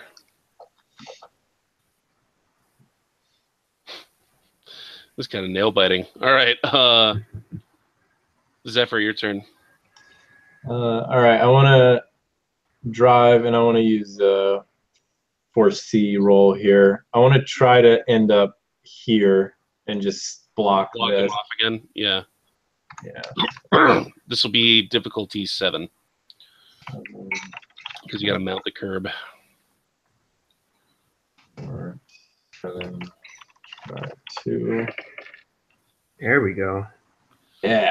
Yeah, you nail it. You manage to wedge yourself like right there. Perfect. He cannot fit his car there, and he pulls up to you. He's like right like this. And then all of a sudden his car shuts off, and the driver's side door flies open, and out steps a very, very angry man.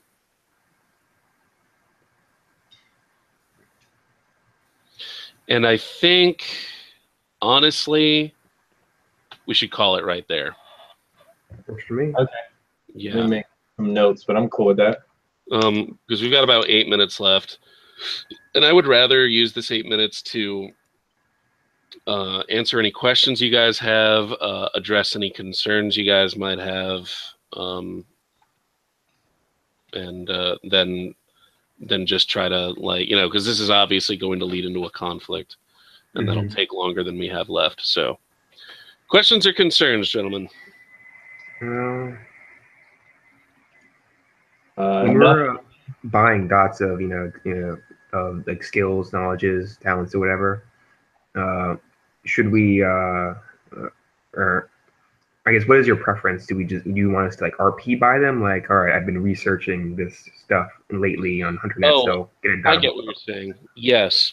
If you were to increase any sort of attribute or ability or trait at all, you need to give me, yes, a good in-game reason for that to happen. So, for instance, this little encounter might be a good a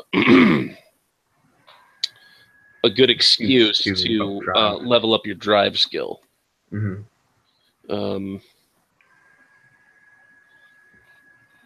Or Zephyr might, for instance, beef up his performance skill. Right. For his performance earlier. Yeah. So yes, but if you want to level something that you haven't done this past session or haven't done in any sessions past, like you can go all the way back and be like, oh, remember session 2 when I did this? I think because of that I should get to level this other thing. Right. Like, those make sense to me. But if you're like, well, I've been in my downtime going to the gun range and firing, if you can prove to me that you've had sufficient downtime to make it to the firing range like a couple times, I'll allow it. Yeah. All right, because one of the things I wanted to buy was Adult and Occult, my only dot in it. So, and that would be like me just browsing HunterNet, like researching, all the weird, crazy sort of shit that other hunters have sort of seen on it and whatnot. Well, there's that, but there's also the like very stuff I've learned, personally. Yeah. So yeah, you absolutely can justify a dot and Occult now. I think a new skill is 3 experience. Yeah. Which reminds me, guys. Connor, give yourself 3 experience points. Jad, give yourself 4 because you had that giant performance and you killed a vampire, and yeah. Yeah. That was fun. Oh, and Connor, that reminds me. Give yourself a point of conviction for. I never gave you that point of conviction for the bar fight. You totally, you destroyed a monster. I think you actually did earlier because I'm currently at 7 conviction. Oh, all right, then never mind. Yeah. Okay. Yeah, you should be fine. I need to. I'll send you an updated one Please do. sometime this weekend. And Jad, based on your defending people this session and also risking conviction, you should be at 4 conviction, if I'm not mistaken. Okay. Okay. So, All right. and you're a celebrant by nature, and you celebrated pretty heavily, so give yourself another point of willpower. Well, no. Your total willpower is 3. You had worked yourself down to 1, but you got a good night's sleep, and you celebrated with your friend, so you're back up to 3 willpower. Okay. And Mason, if you lost any, I'm good on willpower. That one night's rest earlier is what topped me off. right, gotcha. Okay. Yeah, you guys should be good. Jad, did you want to buy anything experience-wise? I'll probably buy something before next session, but I'll be Just sure to send updated lists. Yeah, just keep me posted on Skype. Okay. Beyond that, any questions or concerns, guys? No, I think I'm good. Thank you for the game. It was fun. Absolutely. I should mention the upcoming, or at least the 18th and the 25th, I will be unavailable, unfortunately, because I have Thanksgiving family that I have to, meet. So I will not be able to attend. So the 18th and the 25th are Mondays, aren't they? They are Saturdays. You're kidding. Mm-hmm. Wait a minute. Are we talking about November 18th and 25th? Yes. I was okay. Yes. That's excuse me. That's fine. So we're gonna have one session on the 11th, and then the 18th and the 25th. Yeah, I understand.